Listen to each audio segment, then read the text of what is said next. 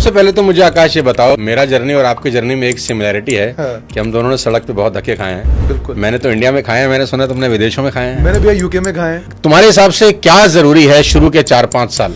जिंदगी में भैया अगर आलसी होने का सुख लेना है तो 3-4 साल आपको पूरी मेहनत जरूर करनी पड़ेगी। और जैसे आपने बोला हुआ है कि अगर 60 साल की उम्र में मर्सिडीज चलानी है तो उसका फायदा ही क्या है। तो सुना है बेला विटा से कोई 1000-2000 करोड़ घर ले गए। कितने पैसे ले गए घर? आई थिंक अभी तक 250-300 करोड़ के आसपास की पर्सनल 300 करोड़। तो आकाश एक बात और आपसे जाननी है, तो कहानी है प्यार मोहब्बत की।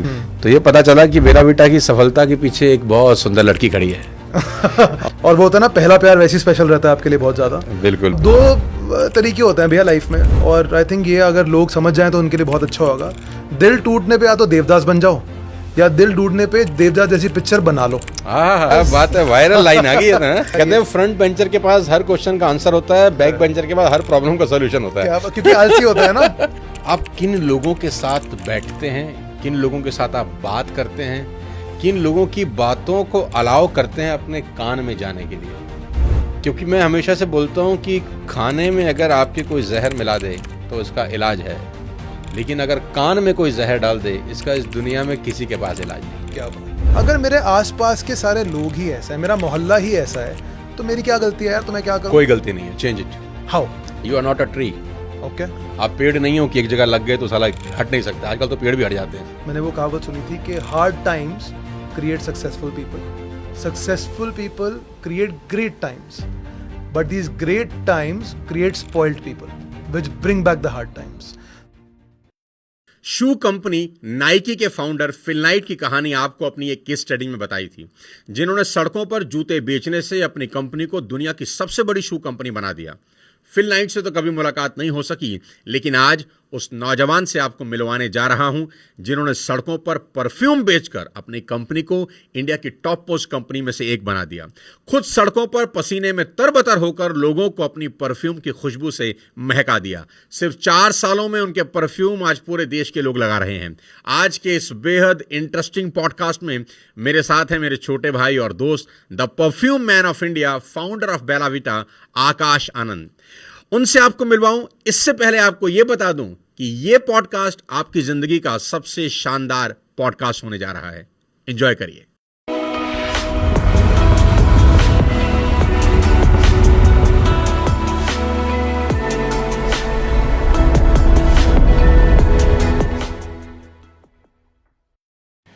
तो आज हमारे साथ हैं शानदार इंसान, बहुत कम उम्र में जिन्होंने धमाल, कमाल और बेमिसाल कर दिया है। हमारे बीच में हैं बेला विटा से आकाश। कैसे हो आकाश? बहुत बढ़िया। Thank you so much for having me on your show. And I think मेरा सक्सेस का काफी श्रेय आपको भी जाता है, क्योंकि मैंने थोड़े से शेयर ट्रांसफर कर दो। सर आपका यार। क्योंकि मैंने आपके इतने वीडियोस देख देख के इतनी मोटिवेशन ली है, तो थैंक यू सबसे पहले तो यार। एंड मेरे लिए dream come true. I think Bella Vita और मेरे सारे वेंचर का सक्सेस एक तरफ, बट उस सक्सेस के बाद आपके साथ बैठने में जो मजा है, आई थिंक वो उसका कोई कंपटीशन नहीं है। थैंक यू आकाश। आकाश, आज के इस पॉडकास्ट को बिल्कुल अलग बनाते हैं, है ना? ठीक है। आज एक फॉर्मल पॉडकास्ट नहीं करते, कैजुअल करते हैं। सफलता की कहानी आपने बहुत सुना दी, आपके बहुत चर्चे सुन लिए हमने आपकी सफलता से कोई इंटरेस्ट नहीं है। मेरे को जानना है आपकी फेलियर की कहानी, और उन लोगों को भी जाननी चाहिए जो स्ट्रगल कर रहे हैं ज़िंदगी के अंदर। क्योंकि चकाचौंध वाली ज़िंदगी तो सब चाहते ही हैं यार, है ना? लेकिन चकाचौंध वाली ज़िंदगी के पीछे जो ऐसी की तैसी है ना, मैं आज यार तुम्हारी वो जानना चाहता हूँ। भैया आई थिंक मेरी भी आपकी भी जानेंगे, बिकॉज लोग जब हमारी सक्सेस देखते हैं ना, लोगों को लगता है अरे तो बहुत मुश्किल है, मैं यहाँ तक कैसे पहुँचूँ। बट यार हमने भी तो कहीं से शुरू किया था। और मैं आपको अपने बारे में एक बात बताता हूँ, मैं सक्सेस स्टोरी से ज़्यादा, ऑल्दो मैं यूट्यूब पे पॉडकास्ट, सक्सेस स्टोरीज, डॉक्यूमेंट्रीज बहुत देखता हूँ। मुझे पढ़ने का शौक नहीं है, देखने का है। पर मैं सक्सेस स्टोरी से ज़्यादा फेलियर स्टोरीज देखता हूँ। मैं ये देखता हूँ कि कौन सा इंसान किस मुकाम पे क्यों फेल हुआ, कब फेल हुआ। क्योंकि एक छोटी सी उम्र में मैंने एक चीज़ ज़रूर सीख ली थी कि ज़िंदगी में हमें क्या बनना है, ये मोस्टली लोगों को पता नहीं होता, और चेंज भी होता रहता है। आज आप एक मुकाम पे हैं, मैं एक मुकाम पे हूँ। आज मेरे ड्रीम्स और अलग हैं जो आज से 5 साल पहले थे। हाँ। पर ज़िंदगी में क्या नहीं बनना या क्या नहीं करना, अगर उसकी जानकारी हो ना, तो आपका 90% बैटल वहीं पे वन हो जाता है। तो क्या नहीं बनना या क्या नहीं करना is far more important then क्या करना है। तो उसके बारे में बात करेंगे आज।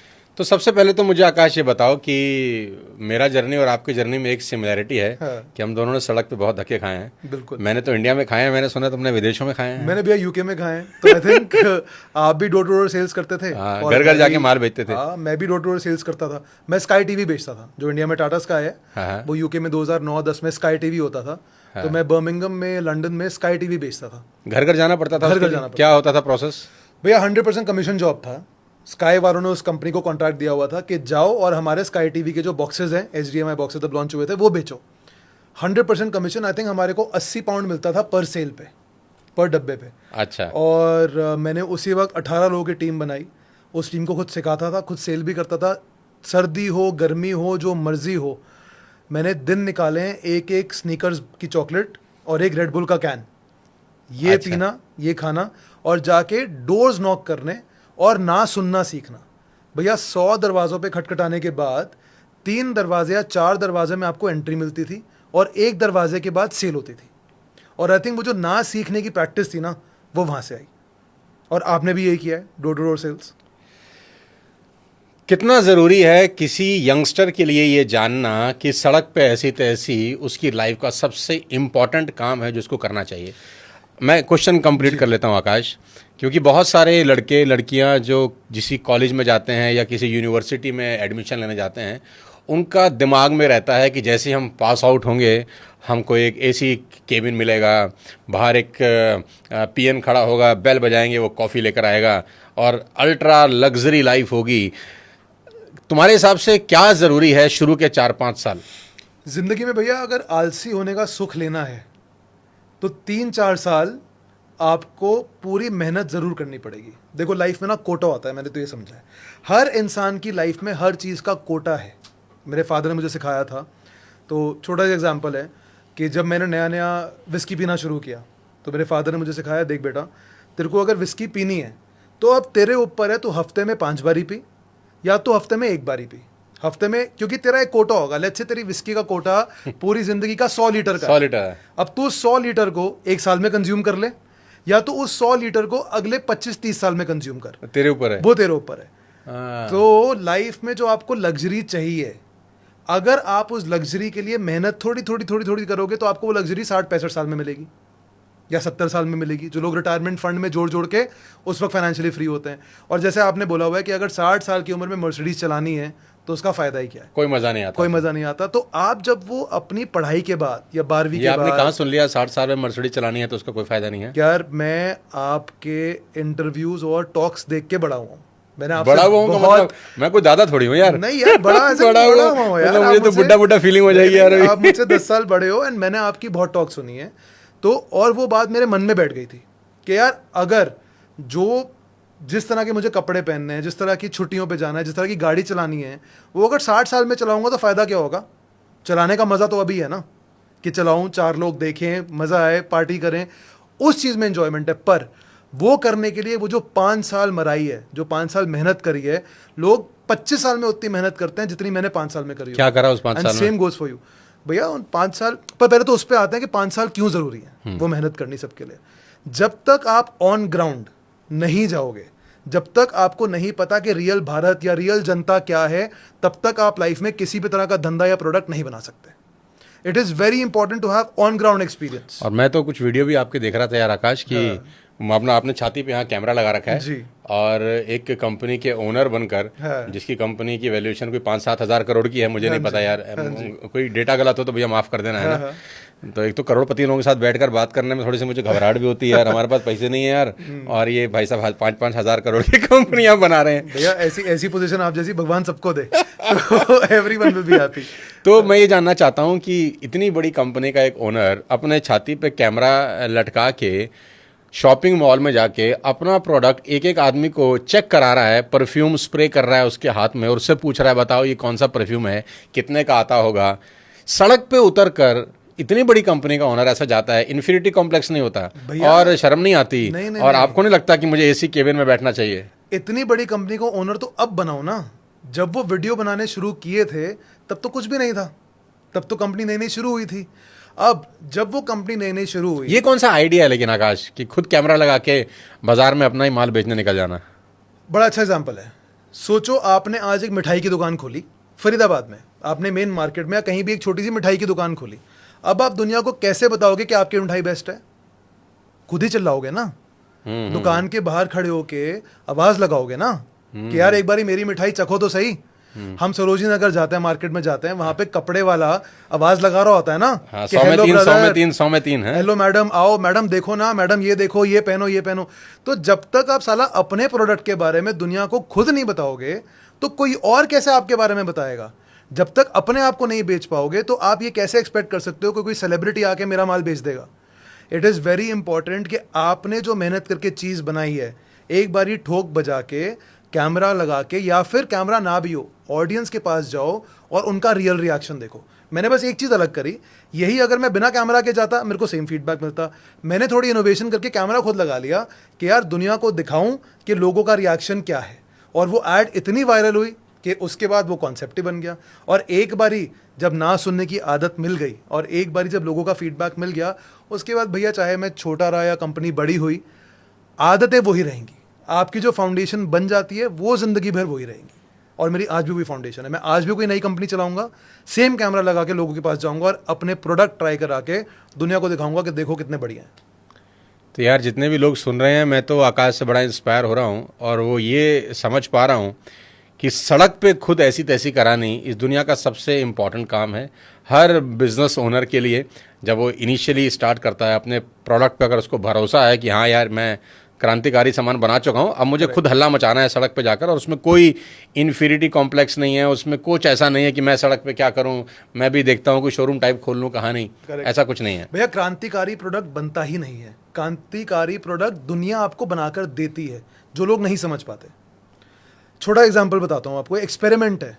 आज मैं एक एवरेज प्रोडक्ट बनाऊँ और वो एवरेज प्रोडक्ट लेके मार्केट में उतर जाऊँ कस्टमर के पास, और मैं सिर्फ 50 कस्टमर से बात करूँ और बोलूँ देखो जी ये मेरा प्रोडक्ट है, पर मैं करना ये चाहता हूँ, आप बताओ इस प्रोडक्ट में आपको क्या क्या चीज़ें इंप्रूवमेंट चाहिए। पहली चीज़। फिर आप उस कस्टमर से ये पूछो कि मान लो जी आपके हिसाब का प्रोडक्ट बन गया, अब आप ही मुझे बताओ कि इस प्रोडक्ट की मार्केटिंग में कैसे करूं जिससे आप जैसा इंसान कन्विंस हो ये प्रोडक्ट खरीदने के लिए। आपको पता है मेरी जर्नी में मेरे प्रोडक्ट इनोवेशन, मेरी मार्केटिंग इनोवेशन मेरे को मोस्टली कस्टमर ने बताई है। कितने ऐसे कस्टमर ने जिन्होंने मेरे को मुंह पे आके बोला है काम करो आप अपने ऐड में ना ये चीज़ बोलना शुरू करो, उससे हमारे को और विश्वास आएगा। अच्छा, क्या क्या बोला उन्होंने? जैसे मेरे पहले कस्टमर ने, या पहले जब बेला वीटा की सेल शुरू हुई, नहीं तो मैं क्या करता था, मैं खुद ही वेबसाइट के कस्टमर जो खरीदते थे उनको फ़ोन करके बोलता था कि hi ma'am, thank you so much, आपने हमारा प्रोडक्ट खरीदा है, I am the owner of the company, आप मुझे प्लीज़ अपना फीडबैक बताइए। फिर वो फीडबैक बताते थे। फिर मैं उनसे पूछता था कि ये प्रोडक्ट मैंने आपको 250 रुपये का बेचा, क्या आप 350 में लेंगे? वो बताते थे येस या नो। फिर मैं पूछता था अच्छा अब एक बात बताइए, अब मेरे को अपने नए ऐड बनाने हैं, तो आपको मैं अट्रैक्ट करने के लिए और किस तरह का कंटेंट बनाऊं, या आपको मैं ऐसी क्या चीज़ बोलूं जिससे आप मेरा प्रोडक्ट खरीदेंगे? तो मुझे तो कितने तो कस्टमर्स ने ही मेरे को जवाब दिए हैं। जैसे एक कस्टमर ने हमें बताया था आप एक काम करो, आप कंपैरिजन वीडियो बनाओ, आप दिखाओ कि महंगे परफ्यूम इतने के होते हैं, आपके इतने होते हैं। ओहो। एक कस्टमर ने हमारे को फ़ोन करके बोला कि आपका ये जो पर्टिकुलर परफ्यूम है ये इतने का है, आप इसका प्राइस 200 रुपये बढ़ा भी सकते हो। हमारे को गिफ्ट पैक का आइडिया एक कस्टमर ने दिया कि यार आपके परफ्यूम के मैं एड्स देख रही हूँ, अब मेरे को मन नहीं हो रहा या मेरे को अभी भी घबराहट है कि मैं एकदम से 100 ml का परफ्यूम कैसे ले लूँ बिना ट्राई किए, तो आप एक काम करो ना, आप एक ट्रायल सेट निकालो। तो ये सारी चीज़ें आपको कस्टमर ही बता देते हैं, आपको सिर्फ अपने आँख और कान खुले रखने हैं समझने के लिए कस्टमर चाहता क्या है। और जब तक आप नीचे नहीं उतरेंगे रोड पे, मार्केट्स में, ऑन ग्राउंड, तब तक आप कुछ नहीं सीख सकते। कॉर्पोरेट ऑफिस में बैठ के कुछ नहीं आता, एसी कमरों में कुछ नहीं होता, कुछ नहीं होता। एसी कमरों में सिर्फ शरीर खराब होता है। शरीर खराब तब करो जब उसको तोड़ दो अच्छे से, उसको इस लायक बना दो कि वो एसी में बैठ के खराब ना हो, उसके लिए आपको रोड पे उतरना पड़ेगा। क्या बात है, क्या बात है। तो सुना है बेला वीटा से कोई 1000-2000 करोड़ घर ले गए, कितने? 500 करोड़, 400 करोड़। इनकम टैक्स वाले नहीं आ रहे यार। इनकम टैक्स अच्छा, कितने कितने पैसे ले गए घर? आई थिंक अभी तक 250-300 करोड़ के आसपास की 300 करोड़। पर भैया क्या होता है कि आप वो किडनैप कर सकते हैं क्या? इनको किडनैप कर लें हम? यार कुछ होगा नहीं, सारे तो पापा के पास है तो क्या, और सारे इधर उधर लग चुके हैं, आप फिर अलग अलग कंपनीज में इन्वेस्ट हो चुके हैं। पर बात नंबर की नहीं है भैया, बात ये है सक्सेस, फाइनेंशियल इंडिपेंडेंस की, कि आप अपने आप को फाइनेंशियली फ्री कैसे करो, कब तक करो, या आपकी क्या इच्छाएं हैं जिनको आप पूरी कर सको। तो आकाश, एक बात और आपसे जाननी है भाई बंधु में। मैं सोच रहा हूँ पूछूं कि ना पूछूं। बताओ ना भैया। पूछ लूं, हाँ हाँ बिल्कुल, लेकिन जवाब सच से देना पड़ेगा। चलो कोशिश पूरी करूंगा। कोशिश नहीं, सच्चा सच्चा जवाब दोगे तो पूछूंगा। जो कहूंगा, सच के अलावा कुछ नहीं कहूंगा। हाँ। तो कहानी है प्यार मोहब्बत की। तो मैं, हमारी टीम जब रिसर्च कर रही थी आपके बारे में, तो ये पता चला कि बेला वीटा की सफलता के पीछे एक बहुत सुंदर लड़की खड़ी है और उससे दिल टूट रहा खड़ा है और बदला, मैं भी कुछ तुझे बन के दिखाऊंगा, ऐसी वाली फीलिंग है। क्योंकि बहुत सारे जो यंगस्टर्स हैं 20, 21, 22 साल, 23 साल के, जब दिल टूटता है तो वो मतलब टूट ही जाते हैं।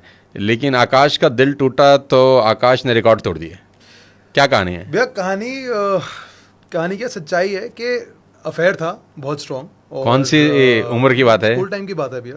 11th 12th वाली जो बात है। अच्छा। तो अफेयर अच्छा खासा अफेयर था। हाँ बहुत स्ट्रॉन्ग। जीनेंगे मरेंगे। हाँ पूरे वादे। अच्छा। जिंदगी भर का साथ निभाएंगे, ठीक है, उस तरह के वादे। और वो एक बड़ा अच्छा परफ्यूम लगाती थी। अच्छा। उसका नाम था रैल्फ लॉरेन रोमांस। तो दोबारा नाम बोलना। Ralph Lauren Romance. Royal Florence Romance, हाँ जी। तो उसका नाम भी आपको याद है अभी तक? हाँ, परफ्यूम का बिल्कुल भैया, कितने साल पुरानी बात है? भैया हो गया आई थिंक 15-18 साल हो गए होंगे। 18 साल तक परफ्यूम की फ्रेगरेंस भी याद है? बिल्कुल याद है। क्या बात है। और वो होता है ना, पहला प्यार वैसे ही स्पेशल रहता है आपके लिए बहुत ज़्यादा। बिल्कुल। अब दो तरीके होते हैं भैया लाइफ में, और आई थिंक ये अगर लोग समझ जाएं तो उनके लिए बहुत अच्छा होगा। दिल टूटने पे या तो देवदास बन जाओ, या दिल टूटने पे देवदास जैसी पिक्चर बना लो। जो देवदास, क्या बात है, वायरल लाइन आ गई है ना। तो जो देवदास बन जाते हैं वो बेचारे कुछ नहीं कर पाते, और जो देवदास जैसी पिक्चर बना लेते हैं वो ज़िंदगी में काफ़ी बारी और प्यार कर लेते हैं। तो आई थिंक ये मेरी लाइफ में एक अच्छी चीज़। दिल टूट गया? हाँ क्यों? दिल टूटा भी यार, फिर उसकी शादी हो गई किसी और के साथ और नहीं चल अच्छा। पाया। हाँ तो कोई भी बेस्ट फ्रेंड के साथ जो उस वक्त का था। तो अच्छा। हाँ तो बहुत दिल टूटा होगा। हाँ बिल्कुल यार, कि जिंदगी में कुछ नहीं रखा। नहीं ऐसा नहीं। क्योंकि लाइफ में ना कुछ फंडे आपके जब बचपन में क्लियर हो जाएं। अब ध्यान से सुनना, ये बहुत इंपॉर्टेंट है। जानबूझ के पूछ रहा हूँ कि जिंदगी में कुछ नहीं रखा टाइप कहानी में बहुत सारे लोग आ जाते हैं। लाइफ में भी फंडे बहुत ज़्यादा अगर बचपन में क्लियर हो जाए ना, जैसे मेरे फंडे, मेरे काफ़ी गुरु रहे हैं। फादर ने बहुत कुछ सिखाया, मदर ने बहुत कुछ सिखाया। तो जैसे बचपन में समझ आ गया था कि जो होता है अच्छे के लिए होता है, हर चीज़ में कोई ना कोई भलाई है आपके लिए। अगर आपको वो चीज़ समझ आ जाए तो आप हर मोमेंट को ऐसे ही टाल सकते हो, हर परेशानी को टाल सकते हो सोच के कि यार इसी में कोई भलाई होगी। और सोचो, बेला वीटा का जो सबसे पहला परफ्यूम था वो वही था जो वो लगाती थी। वो फ्रेगरेंस वही थी। उसी की इंस्पिरेशन से हमने पहली फ्रेगरेंस बनाई। अब क्योंकि वो लड़की एक क्लासी थी, एक अच्छे बैकग्राउंड से थी, उनकी परख बहुत अच्छी थी।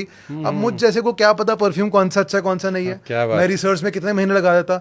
तो मेरे को याद आया, मैंने कहा यार अगर वो उस परिवार से होकर परफ्यूम लगाती थी तो ज़्यादा से ज़्यादा अच्छा ही होगा। तो भाई सबसे पहले तो उसको कॉपी करते हैं, सबसे पहले तो वैसा परफ्यूम लॉन्च करते हैं। तो रिसर्च पे टाइम नहीं लगाया। और भैया कई बार स्मार्टनेस भी काम आती है।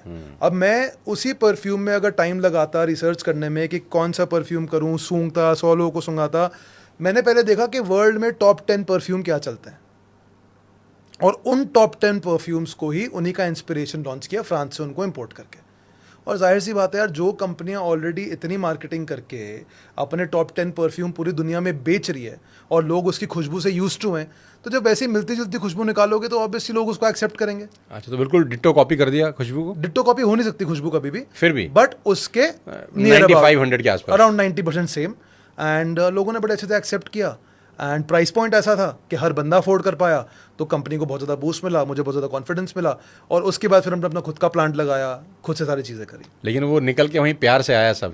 भैया देखो, प्यार और लड़ाई जिंदगी की ये दोनों बना भी सकते हैं, बर्बाद भी कर सकते हैं, और आपके ऊपर है कि आपको इससे बढ़ना है या बर्बाद होना है। और मेरे को ऐसा लगता है जो लोग इनमें बर्बाद हो जाते हैं ना, बर्बाद होना सबसे आसान है, क्योंकि बर्बाद होना इज द ईजिएस्ट ऑप्शन। किस्मत ने मेरा साथ नहीं दिया, मैं क्या करता। अरे भैया, किस्मत साथ ही उन्हीं का देती है जो मेहनत कर लेते हैं। तो आपका अगर किस्मत ने साथ नहीं दिया, आपको अगर उस मजनूगिरी में मज़ा आ रहा है, आपको अगर नाकामयाबी में मज़ा आ रहा है, तो फिर आप रो मत यार। फिर आप उस नाकामयाबी को भी इंजॉय करो। ठाट से बोलो, हाँ मैं नाकामयाब हूँ और मैं इसमें एंजॉय, मैं खुश हूँ। मैं 2 टी-शर्ट में, 1 जीन्स में, फटे हुए जूतों में खुश हूँ, मुझे खुश रहने दो। उस मोमेंट पे ये मत बोलो यार काश मैं अमीर होता, या काश मैं ये कर रहा होता, या उसकी वजह से मैं ये नहीं कर पाया। आप अपनी ज़िंदगी में जो हो अपनी वजह से हो। आकाश, पैसे ज़्यादा आने का भी कोई नुकसान है? पैसे ज़्यादा आने का नुकसान सिर्फ तभी है अगर पैसा आपके लिए अहंकारी बन जाए। अगर आप उस पैसे से ये समझ लो, क्योंकि 2001 में, शायद 2021 में स्टार्ट किया बेला वीटा। 2021 में परफ्यूम स्टार्ट किया, परफ्यूम बेला स्टार्ट वीटा किया। 2018 में स्टार्ट किया। फिर भी 5-6 साल हुए, 5-6 साल की मतलब journey। 5-6 साल का जर्नी, बहुत बहुत तुरंत स्केल अप किया, बहुत अच्छा पैसा बना लिया। जी। फास्ट पैसा भी कभी कभी बुराइयां ले आता है, टाइप सुना है हमने। बिल्कुल ले आता है। वो कहता है ना साइड कि- इफेक्ट होते हैं इसके। बिल्कुल होते हैं। वो कहते हैं ना नया नया पैसा भी इंसान को ख़राब कर देता है। वो इसीलिए जो आपका पहला क्वेश्चन था कि फाउंडेशन कितनी ज़रूरी है, क्योंकि मेरी फाउंडेशन उस तरह से रही जहाँ पे मैंने बहुत मेहनत करी, हर तरीके का टाइम देखा, खुद से अपने आप को खड़ा किया। वो फाउंडेशन अब दिमाग में ऐसी बैठ गई है कि अब जितना मर्जी सक्सेस आ जाए उसका कभी भी अहंकार या मिसयूज़ नहीं होगा। और वो दुनिया के लिए बहुत ज़रूरी है सीखना। इसलिए फेलियर स्टोरीज ज़्यादा ज़रूरी हैं सक्सेस स्टोरीज से, क्योंकि जो लोग बहुत सक्सेस बहुत जल्दी पा लेते हैं उनका फेलियर भी उतनी ही जल्दी आ जाता है, बिकॉज उनमें एक घमंड, पैसे का गुरूर, और इंसान सामने वाले को आदमी नहीं समझता। वो कहते हैं ना, रोम अगर एक दिन में बन गया होता तो अगले दिन ढह भी जाता। बिल्कुल ठीक बात है। तो फाउंडेशन स्ट्रांग होनी बहुत ज़रूरी है, एंड आई थिंक इसलिए सब लोगों को एक राइट टाइम पे यंग ईयर्स में मेहनत करनी बहुत ज़रूरी है। भैया पुराने ज़माने में या जो स्टोरीज हम सुनते हैं, लोग राजा महाराजा भी अपने बच्चों को भेजते थे ना गुरुओं के पास, गुरुकुल जाते थे। स्ट्रगलिंग लाइफ होती थी, वो क्यों होती थी? ताकि फाउंडेशन इतनी स्ट्रांग, घर छोड़ दो, घर छोड़ दो, फाउंडेशन इतनी स्ट्रांग बन जाए। और मैं तो कहता हूँ मेरे लिए सबसे बड़ी ब्लेसिंग ये थी कि स्कूल के बाद मैं पढ़ने बाहर चला गया। और कुछ लोग अफोर्ड नहीं भी कर पाते, तो जो अफोर्ड नहीं कर पाते, भैया आप इंडिया में अपने बच्चों को अगली दूसरी सिटी में भेज दो। पर मेरा सब पेरेंट्स से ये रिक्वेस्ट है कि अपने बच्चों को 1 या 2 साल या 3 साल अपने से दूर इंडिपेंडेंट वे में पढ़ाई या कुछ एक्सपीरियंस ज़रूर करने दो, स्पेशली 17, 18, 19 साल वाली उम्र में। जो वेल ऑफ पेरेंट है ना आकाश, जिनके मतलब जिनके पास पैसे बहुत अच्छे हैं, वो तो कोमल बच्चों की तरह अपने बच्चों को पालते हैं। बहुत सारे केसेस हैं मेरे पास जो नहीं चाहते कि मेरा बच्चा धूप देखे, काला हो जाएगा, और इसको सब सुख सुविधाएं मिलें। तो मुझे भी ऐसा लगता है कि वो क्या कहते हैं, उसके लिए फ़ायदेमंद कम और नुकसानदायक चीज़ें ज़्यादा हैं। क्योंकि सच्चाई दुनिया में हमेशा वो क्या कहते हैं, मखमली गद्दे नहीं होते। करेक्ट। परफ्यूम की खुशबू नहीं आती, असली में पसीने की खुशबू होती है जो उसको ज़िंदगी भर उसके काम आती ठीक हैं। बात। परफ्यूम तो क्या बोलते हैं, वो पैसा आने के बाद आप छिड़क सकते हैं, लेकिन आपका तो सस्ता है, बिना पैसे के भी छिड़क लगा दें। लेकिन कुल सबसे ज़्यादा खुशबू अच्छी तो पसीने की खुशबू है। बिल्कुल ठीक बात है। वो कहते हैं ना भैया, मैंने वो कहावत सुनी थी कि hard times create successful people, successful people create great times, but these great times create spoiled people which bring back the hard times. तो अगर आप सक्सेस लेने के बाद, सक्सेसफुल होने के बाद अपनी अगली जनरेशन को अपनी कहानियाँ, अपने एक्सपीरियंस करवा दो और थोड़े टाइम का स्ट्रगल दिखा दो, तो कोई बुराई नहीं है उसमें यार, और बहुत ज़रूरी है। और स्ट्रगल का मतलब ये नहीं है कि अपने बच्चों को बिल्कुल खुद से करने दो सब कुछ, या उनको थोड़ा भी कंफर्ट दो, कुशनिंग दो, गद्दा लगाओ पर ज़मीन पे, इसको ऐसे मान के चलो। ठीक है, कुछ नहीं। मैं ये जानना चाहता हूँ आकाश कि कोई भी व्यक्ति जब अपना बिजनेस स्टार्टअप करता है, आजकल स्टार्टअप की बाढ़ आ रखी है जी। कोई यूनिकॉर्न बन रहा है, मतलब आजकल तो 1000, 10,000, 5,000 करोड़ तो ऐसा लग रहा है जैसे मूंगफली हो रही है और सब उठा रहे हैं, हम ही रहेगा यार। हैं? तो क्या डूज हैं, क्या डोंट हैं इनिशियल जर्नी में, जब आप पहले 3, 4, 5 साल लगाते हैं किसी भी बिजनेस को बिल्ड करने के लिए, क्या ज़रूर करना चाहिए और क्या बिल्कुल नहीं करना चाहिए पहले 5 साल? भैया पहले 5 साल ज़रूर जो करना चाहिए उस पर बाद में आता है, क्या नहीं करना चाहिए वो डिस्कस करते हैं। सबसे पहले तो आपको स्टार्टअप सिर्फ एक फाउंडर टैग के लिए नहीं बनाना चाहिए कि मैं फाउंडर हूँ कि एक मैं कंपनी फाउंडर। का, आज मालिक की डेट हूँ। में प्रॉब्लम क्या हो गई है कि लोगों को लगता है कि फाउंडर बनना एक अपने आप में ही कूल फैक्टर है, कि वो फ्लेक्स है। आजकल हमारी जनता जो यूथ है, जेनजी, कहती है फ्लेक्स है यार, I am flexing that I am a founder. भाई अगर फाउंडर बनना है तो फाउंडर का मतलब समझो, फाउंडर है एक धंधे वाला इंसान।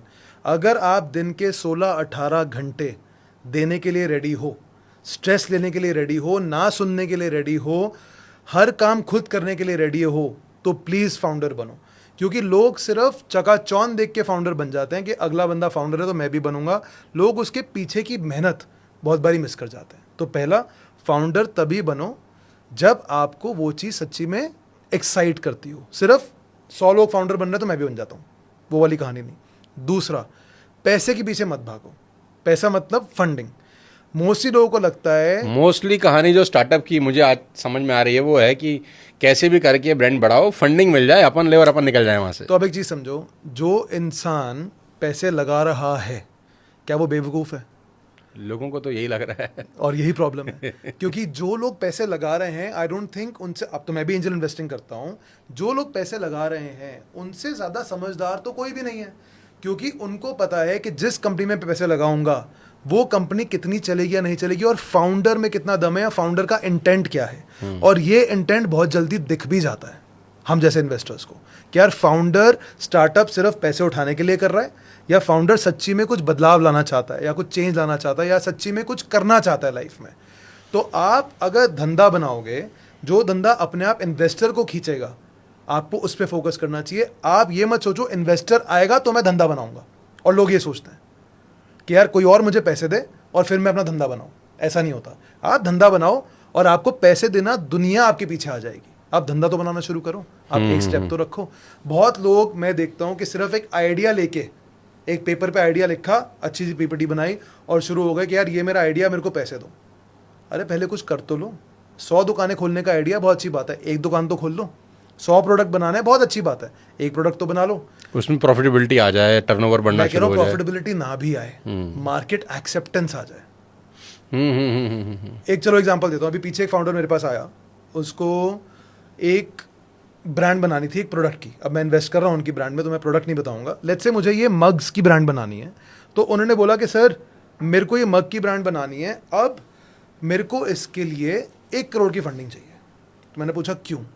क्योंकि सर मेरा मग बिकेगा 200 रुपये का, और मेरा मग की कॉस्टिंग आएगी 90 रुपये की। वो कॉस्टिंग तभी आएगी जब मैं 1 लाख मग ऑर्डर करूँगा, एग्जाम्पल। तो मैंने कहा ओके, अगर आप सिर्फ 100 मग ऑर्डर करते हो या सिर्फ 500 मग ऑर्डर, कितने का मग आएगा? तो उन्होंने कहा मग पड़ेगा मेरे को 150 रुपये का, पर मैं प्रॉफिट नहीं कमा पाऊंगा। तो ऐसे कुछ मत करो, आप पहले केवल 100 या 500 मग ऑर्डर करो। आप सोचो आपकी कॉस्ट 90 रुपये ही है, पर आप ऑर्डर करो 150 रुपये वाले, कोई प्रॉब्लम नहीं है। या फिर आपको जिस तरह का मग बनाना है, आप उसी कंपनी जो मग बेच रही है वैसा उसके मग खरीद लो, उस पर अपनी ब्रांडिंग कर लो, और वो मग शुरू में बेचना शुरू करो। आप सोचो आपकी कॉस्ट 90 रुपये है, आप 150 रुपये मत पकड़ो। अगर वो 500 मग में पीएमएफ प्रोडक्ट मार्केट फिट आ गया, लोगों ने वो मग एक्सेप्ट करने शुरू कर लिए, तो और पैसे डाल के ले लेंगे ना यार 1 लाख मग, पर शुरुआत तो करो। ये लोग नहीं समझ पाते। एग्जाम्पल देता हूँ, मैंने अगर किसी चीज़ की फैक्ट्री लगानी हो, तो सबसे पहले मुझे फैक्ट्री लगाने से पहले ये करना चाहिए कि जो फैक्ट्री वैसा माल बना रही हो उससे वो माल खरीदूं, अपनी सेल शुरू करूं। एक बारी मुझे मेरे पहले 2 कस्टमर मिल जाए, 3 कस्टमर मिल जाए, मेरे को समझ आ जाए हाँ भाई इस माल की इस प्राइस पे एक्सेप्टेबिलिटी है, या मैं बेच सकता हूँ कि नहीं, या मैं बेच सकता हूँ, या मेरा कॉम्पिटेंट है कि नहीं है। सबसे ज़रूरी है सेल्स। ये आपने भी सीखी है, मैंने भी सीखी है। अगर आपको माल बेचना आ जाए तो उसके बाद प्रोडक्शन, कस्टमर सर्विस। लोग उल्टा करते हैं। लोग उल्टा करते हैं। लोग कहते हैं पहले मैं माल बना लूं फिर मैं बेचना सीख लूंगा। इंसान को पहले बेचना सीखना है, उसके बाद तो माल बनता ही रहेगा। आपको बनाने वाले 100 लोग मिल जाएंगे। बेचना एक हुनर है जो आपको सीखनी चाहिए। और ये मैंने बड़ी इंटरेस्टिंग बात बोली, सीखनी चाहिए। लोगों को समझ नहीं आती, every person is a seller. हम बचपन से पैदा होते ही सेलू बच्चे हैं। सेलू इंसान सेलू है। आज मेरा बेटा, उसको पता है कि अगर मुझे चॉकलेट चाहिए तो मुझे कम से कम 5 मिनट रोना पड़ेगा। उसको ये भी पता है वो कितने मिनट रोएगा क्या चीज़ लेने की, जितनी बड़ी चीज़ उतना लंबा रोना, राइट? तो एवरीवन इज अ सेल्समैन। हम लड़की को पटाने के लिए अपने आप को बेचते हैं, हम जॉब लेने के लिए अपने आप को बेचते हैं, हम डिस्काउंट लेने के लिए अपने आप को बेचते हैं। हम जहाँ भी जाते हैं सुबह उठते ही शुरू करते हैं और रात तक अपने आप को बेचते हैं। एक लेडी अपनी घर में मेड या काम वाली को रखने के लिए भी अपने आप को बेचती है कि तू मेरे घर काम कर, मैं तेरे को ऐसे ऐसे ऐसे ट्रीट करूंगी। Everyone is a Selu. आपको बस अपना वही अंदर का माइंडसेट, बेचने का तरीका अपने धंधे में डालना है। That's it. और ये चेक करना है कि मैं इसके लायक हूँ कि नहीं हूँ। अगर आपने बेचना सीख लिया, आप जिंदगी में कुछ भी कर सकते हो, because everything is sales, everything. भैया आप मुझसे इतनी चीज़ें पूछ रहे हो, बट मेरा मेन मोटिव आपसे मिलने का और जो मैं इतना एक्साइटेड हुआ जब आपकी टीम का फ़ोन आया, वॉज क्योंकि मैंने आपके इतने वीडियोस से इतनी मोटिवेशन ली, एंड आई थिंक मेरी उस स्ट्रगल वाली जर्नी में you been a great inspiration for me. मेरा अब आपसे कुछ क्वेश्चंस पूछने का मन है। अरे मैंने आपको बुलाया है सवाल पूछने के लिए। भैया बुलाना नहीं, अब साथ बैठे हैं ना। मेरा आपसे क्वेश्चन पूछने का मन है, और वो इसलिए पूछने का मन है क्योंकि 90% लोग भैया स्ट्रगल कर रहे हैं। एवरीवन इज स्ट्रगलिंग, हर एक को कुछ बनना है। कोई कहता है मुझे अमीर बनना है, कोई कहता है मुझे सक्सेसफुल बनना है। लोग वर्ड्स ऐसे ही फेंक देते हैं कि यार मैं अमीर बनना चाहता हूँ। पहला मेरा आपसे क्वेश्चन ये है कि भैया अमीरी की डेफिनेशन क्या है? आप किसी इंसान को कैसे समझाओगे कि उसके लिए अमीर का मतलब क्या है? मैंने आपको बोल दिया मैं अमीर बनना चाहता हूँ, मुझे अमीर का मतलब समझाओ भैया। आपके हिसाब से एक अमीरी की व्हाट इज द डेफिनेशन? यार मेरे हिसाब से तो आकाश सबके लिए डेफिनेशन अलग अलग होती है। ठीक है। कैसे? अब एक आदमी फॉर एन एग्जांपल ऑटो चलाता है या रिक्शा चलाता है, ठीक, और उसको रोज़ का 1,000 रुपया मिलता है जी कमाई, जी ठीक। एक दिन उसको 3,000 रुपये मिला, जी। ठीक, तो वो खुश खुश सोएगा कि यार 1,000 मिलता था और अब मिला है 3,000 रुपये। और कोई और बड़ा आदमी जिसका शेयर प्राइस 100 रुपये का था और उसको उम्मीद थी कि आज हो जाएगा 120 रुपया, लेकिन वो हो गया 110 रुपया। जिसको उम्मीद थी कि 120 पे चला जाएगा लेकिन 110 हुआ। तो ऑल्दो उसका शेयर प्राइस बढ़ गया और उसने करोड़ों अरबों रुपए भी शायद उस दिन कमा लिए होंगे, लेकिन रात को वो उदास सोएगा। ठीक बात है। तो पैसा उसने कहीं कई गुना ज्यादा बनाया, लेकिन खुश कौन सोया? जिसने 1,000 का 3,000 रुपये बना लिया था। तो सबके लिए खुश होने का, सक्सेस होने का अलग पैरामीटर है। सवाल यह है कि आप कौन से जोन में बल्लेबाजी कर रहे हैं। ठीक बात है। ठीक, तो जो आदमी ओपनिंग बैटिंग कर रहा है ना, तो वो तो चाहता ही है कि मैं 100 से नीचे ना हूं, लेकिन जो 6 डाउन 7 डाउन जा रहा है वो चाह रहा है कि मैं थोड़ा बहुत भी कंट्रीब्यूट कर लूं, 10 15 20 रन, तो मेरी टीम के लिए बहुत ठीक रहेगा। तो हर व्यक्ति के लिए सक्सेस का अलग डेफिनेशन है, और मेरे लिए सक्सेस का एक ही पैरामीटर है और वो है फोकस। ओके। अगर आपका फोकस नहीं है ना पहले 3-4 साल किसी एक चीज़ पे, तो आप लाइफ में कभी कामयाब नहीं हो सकते। आजकल के यंग जनरेशन की सबसे बड़ी प्रॉब्लम क्या है? वो पहले ही दिन 10 काम करना चाहती है। वो चाहती है मैं ये भी कर लूँ, मैं वो भी कर लूँ, मैं यहाँ भी हाथ डाल लूँ, मैं वहाँ पर भी हाथ फंसा लूँ, यहाँ पैर फंसा लूँ। होता नहीं है। आप 10, 12, 15 साल के बाद तो अपना अम्ब्रेला खोल सकते हो, लेकिन पहले 3 साल, 4 साल, 5 साल एक ही काम है जिसमें सोना, जागना, खाना, पीना सब उसमें घुस जाना चाहिए, और वो वैसा ही करना चाहिए जैसे शुरू शुरू में आपको मोहब्बत होती है ना किसी लड़की के साथ।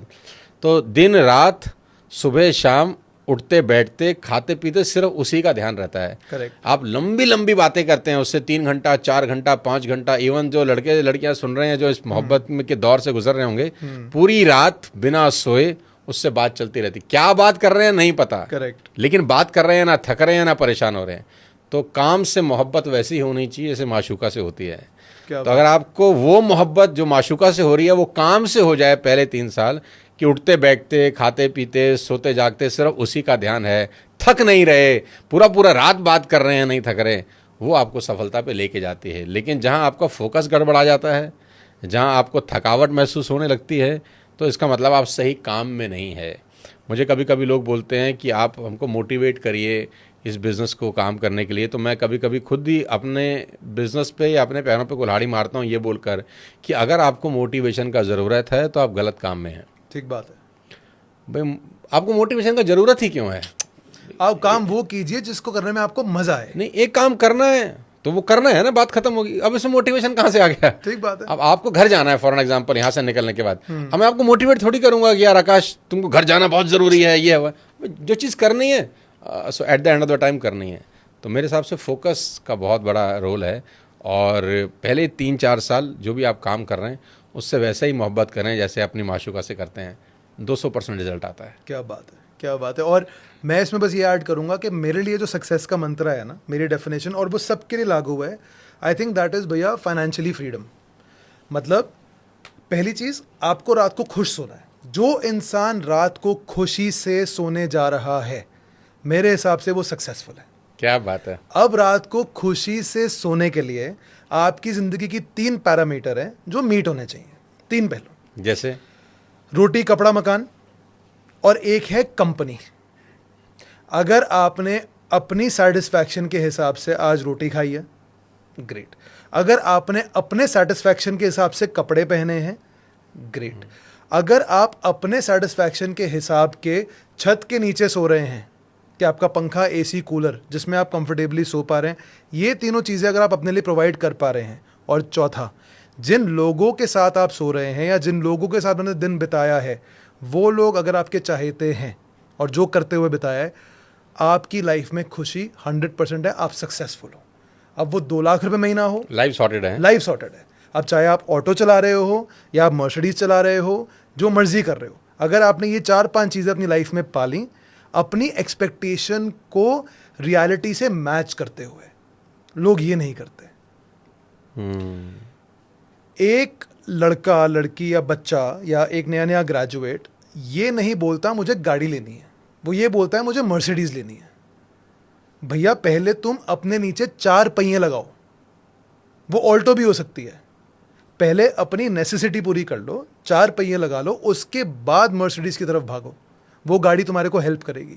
सीधा ही अगर यहाँ से मर्सिडीज की छलांग मारोगे तो अपने ही बोझ तले दब जाओगे, अपने ही एक्सपेक्टेशन इतनी हाई कर दोगे अपने आप से, over expectation. So you have to be very very clear कि जैसे जिम में शुरू में जाते हैं तो पहले दिन 100 किलो का डंबल नहीं उठाते हैं। करेक्ट, उसके बाद जा ही नहीं सकते, आप जा ही नहीं पाओगे, एनर्जी नहीं बचेगी, बॉडी टूट जाएगी।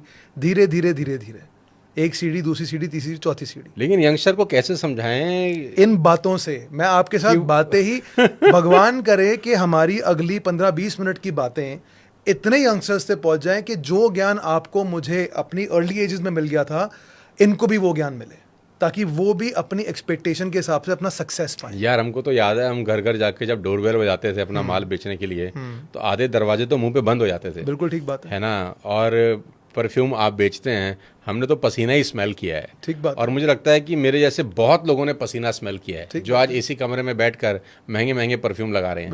लेकिन वो पसीना स्मेल नहीं किया होता अगर, मुझे याद है हेलमेट लगाते थे ना जब गर्मी जून जुलाई में, तो हेलमेट से जो फ्रेगनेंस आती है ना पसीने की, हा, मतलब पूरा किरदार महकता है फिर आपका। और जिसके पास से गुजर जाए तो बैठना ना दे आपको अपने पास। ठीक बात है। मुझे शुरू के 3, 4, 5 साल की ये वाली ऐसी तैसी थी ना, ये आजकल के लोग नहीं करते यार। भैया लोग ना थ्रेशोल्ड पॉइंट नहीं पहुंच पाते। थ्रेशोल्ड पॉइंट क्या है? आप बाल्टी में पानी भर रहे हो, अब आप पानी जितना मर्जी भरते रहो, जब तक वो पानी बाल्टी के टॉप पे नहीं आएगा तब तक झलकेगा कैसे, बाहर कैसे गिरेगा? लोग मोस्टली बाल्टी बस भरने वाली होती है, वहां पे पानी बंद कर देते हैं। मतलब अगर आपकी किस्मत में 1 लाख दरवाजे लिखे थे कि जब तक मिस्टर सोनू शर्मा 1 लाख दरवाजे नहीं खटखटाएंगे तब तक उनको तरक्की नहीं मिलेगी। अब यही अगर आप 99,999वें दरवाजे पर रुक जाते तो आपकी वो पूरी मेहनत जीरो थी।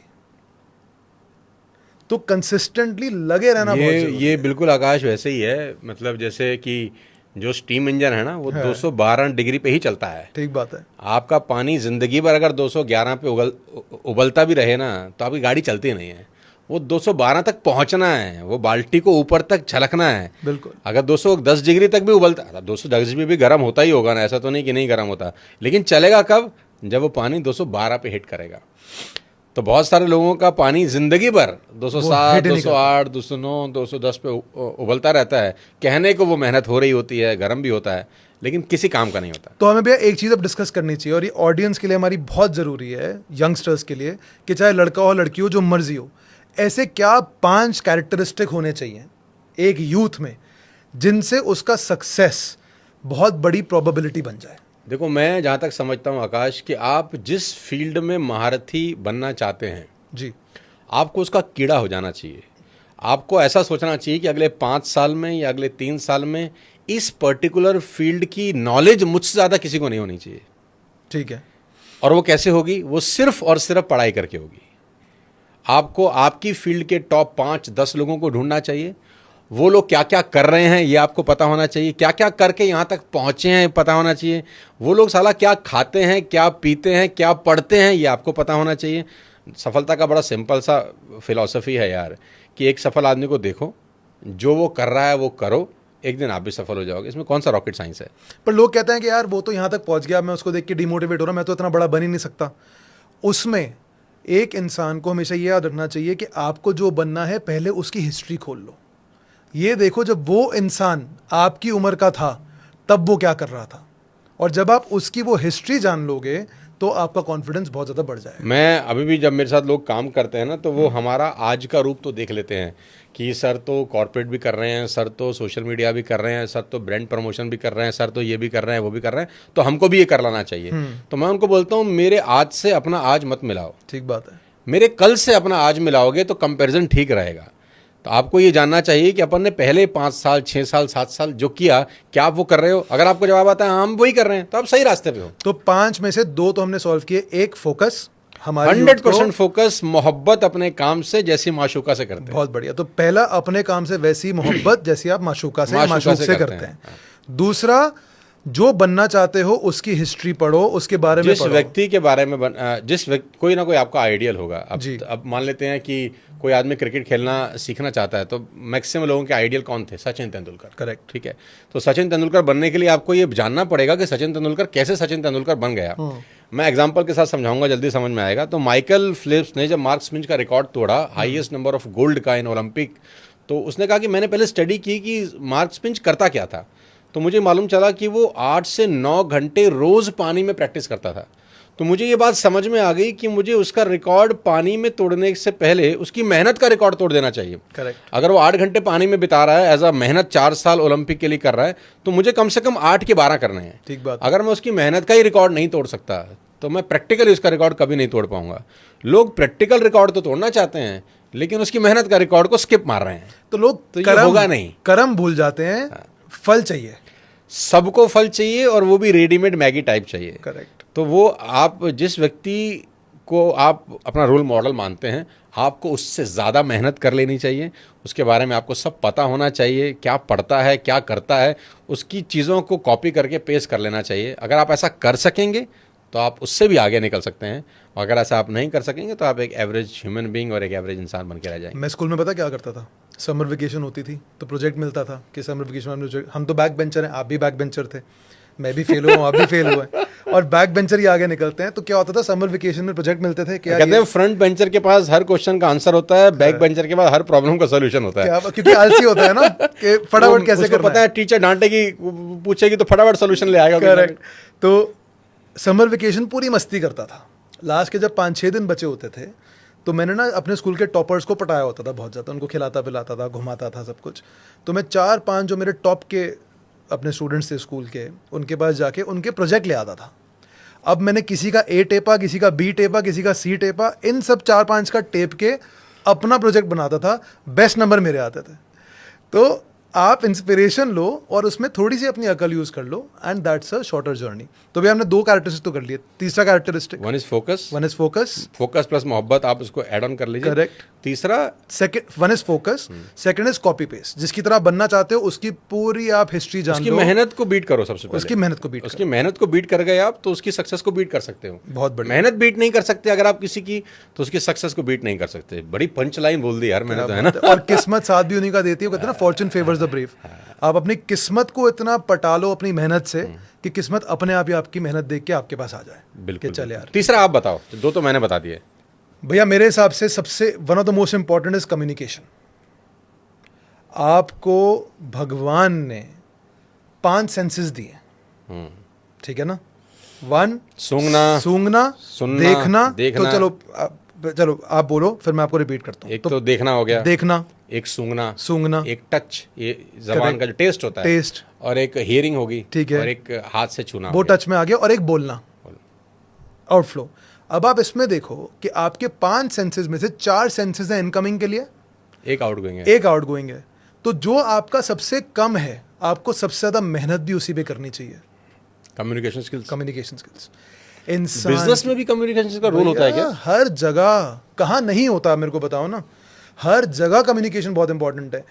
हर व्यक्ति को, लड़का लड़की जो मर्जी हो, जिस मर्जी उम्र का हो, right communication and right mannerisms आने बहुत जरूरी है। दूसरा वर्ड क्या बोला आपने? Mannerism, etiquette. ये क्या होता है? तहजीब, कैसे, तमीज। थोड़ा समझाओ।